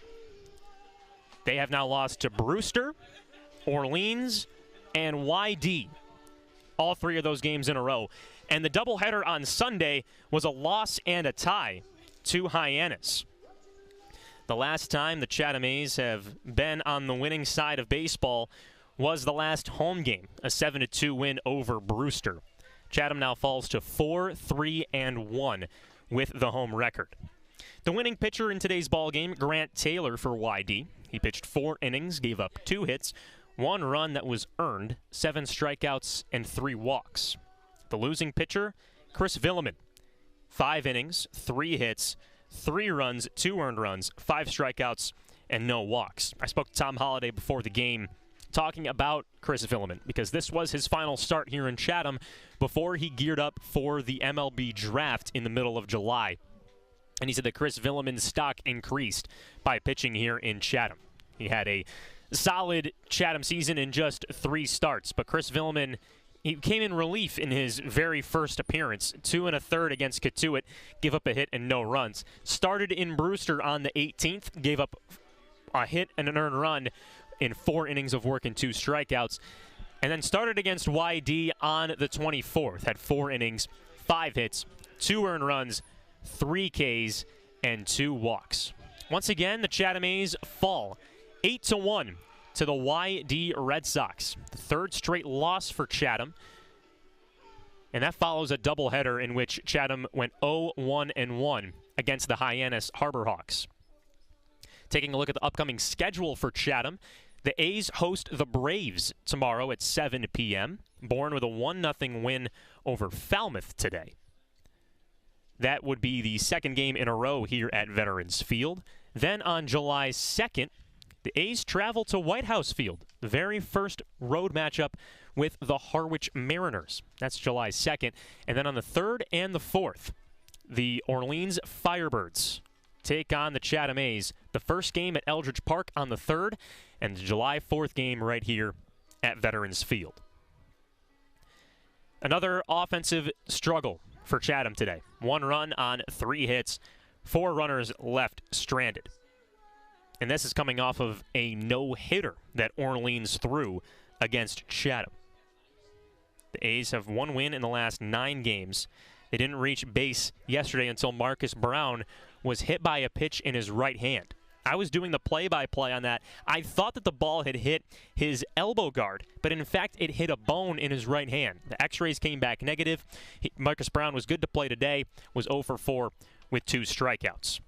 So with all of the negativity right now, with the losses that Chatham's had, the games in which the offense hasn't showed up in numbers, the one thing that you can really hang your hat on for the Chatham A's are the new pitchers that are coming in and the new faces. The first, Cam Brown from TCU. He pitched in 53 innings, posted a 5-2 record, 4.42 ERA, and 49 strikeouts. The righty from TCU is also followed with Roman Kimball, a right-handed pitcher from Notre Dame. 4-0 this season with the Fighting Irish. Struck out 32 batters and issued 14 walks. He comes from a solid hometown of New Hartford, New York. Tom Holliday has finished his post-game conversation with the team, which means that we will have a post-game interview with Ian Unsworth coming up in just a few moments.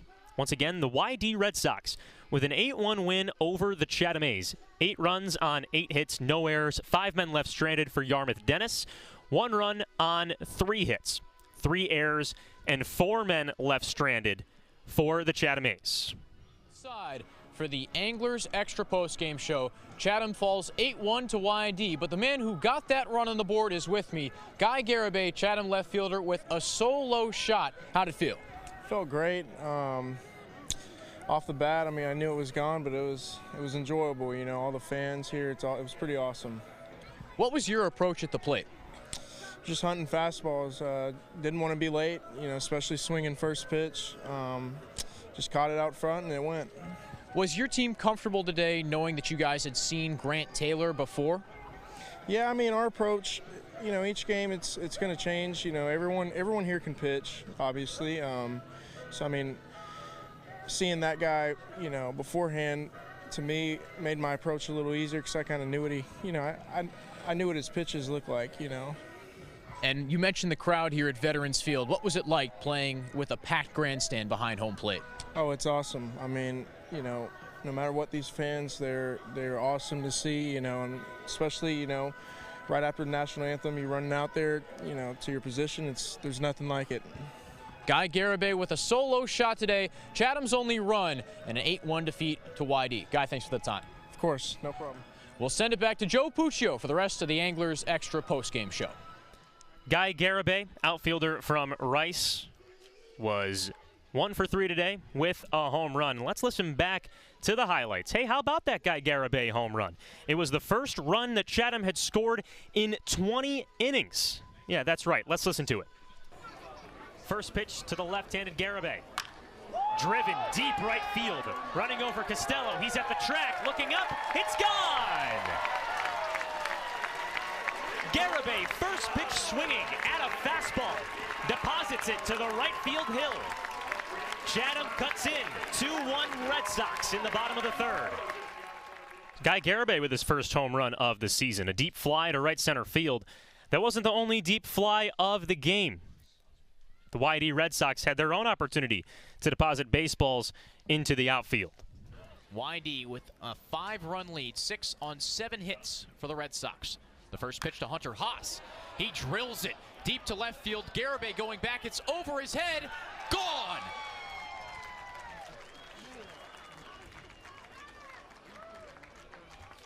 Hunter Haas smashes the first pitch he sees from Ben Peterson. It's 8-1 YD in the top of the 7th. Yeah, 8-1 YD, and that would be the final score. So another tough game for Chatham. We'll go through the final lines one more time. 8 runs on 8 hits, no errors, and 5 men left on base. For Chatham, 1 run on 3 hits, 3 errors, and 4 men left on base. I'm rejoined once again by Ian Unsworth here on the Anglers Extra postgame show. 3rd straight loss for the A's. It was a night where they couldn't hit, only 3 hits, but I think the fielding blunders really stand out. The errors were rough, and they were silly mistakes. Riggio throwing a ball wide of third base. The one off the knee is a really tough one. It was a hard one-hopper that he knocked down. You have to give him credit for that. Prevented a run from scoring.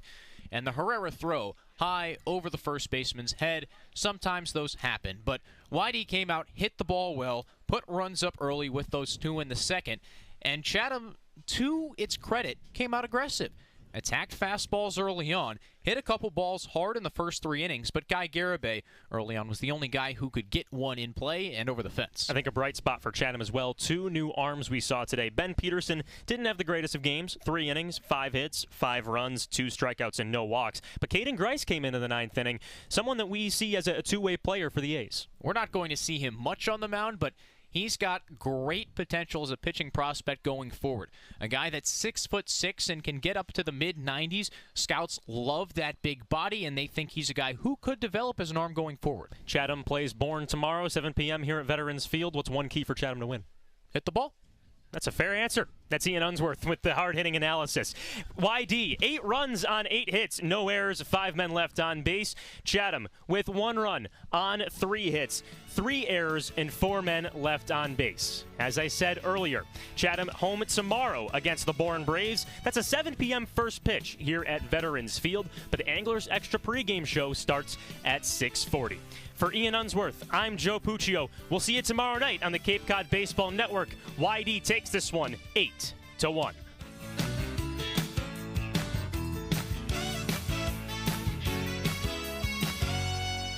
Chatham Anglers Baseball 2022 has been brought to you by the Chatham Squire, Sweet Tomatoes Pizza, the Red Nun Bar and Grill, Short and Sweet Ice Cream, Cape Cod 5, Audio Associates, the Chatham Bars Inn, and by the Chatham Athletic Association. Chatham-based baseball, sports radio, play-by-play, summertime on Cape Cod. This has been an exclusive presentation of Chatham A's Baseball on TRZ Team Line. Chatham on TRZ.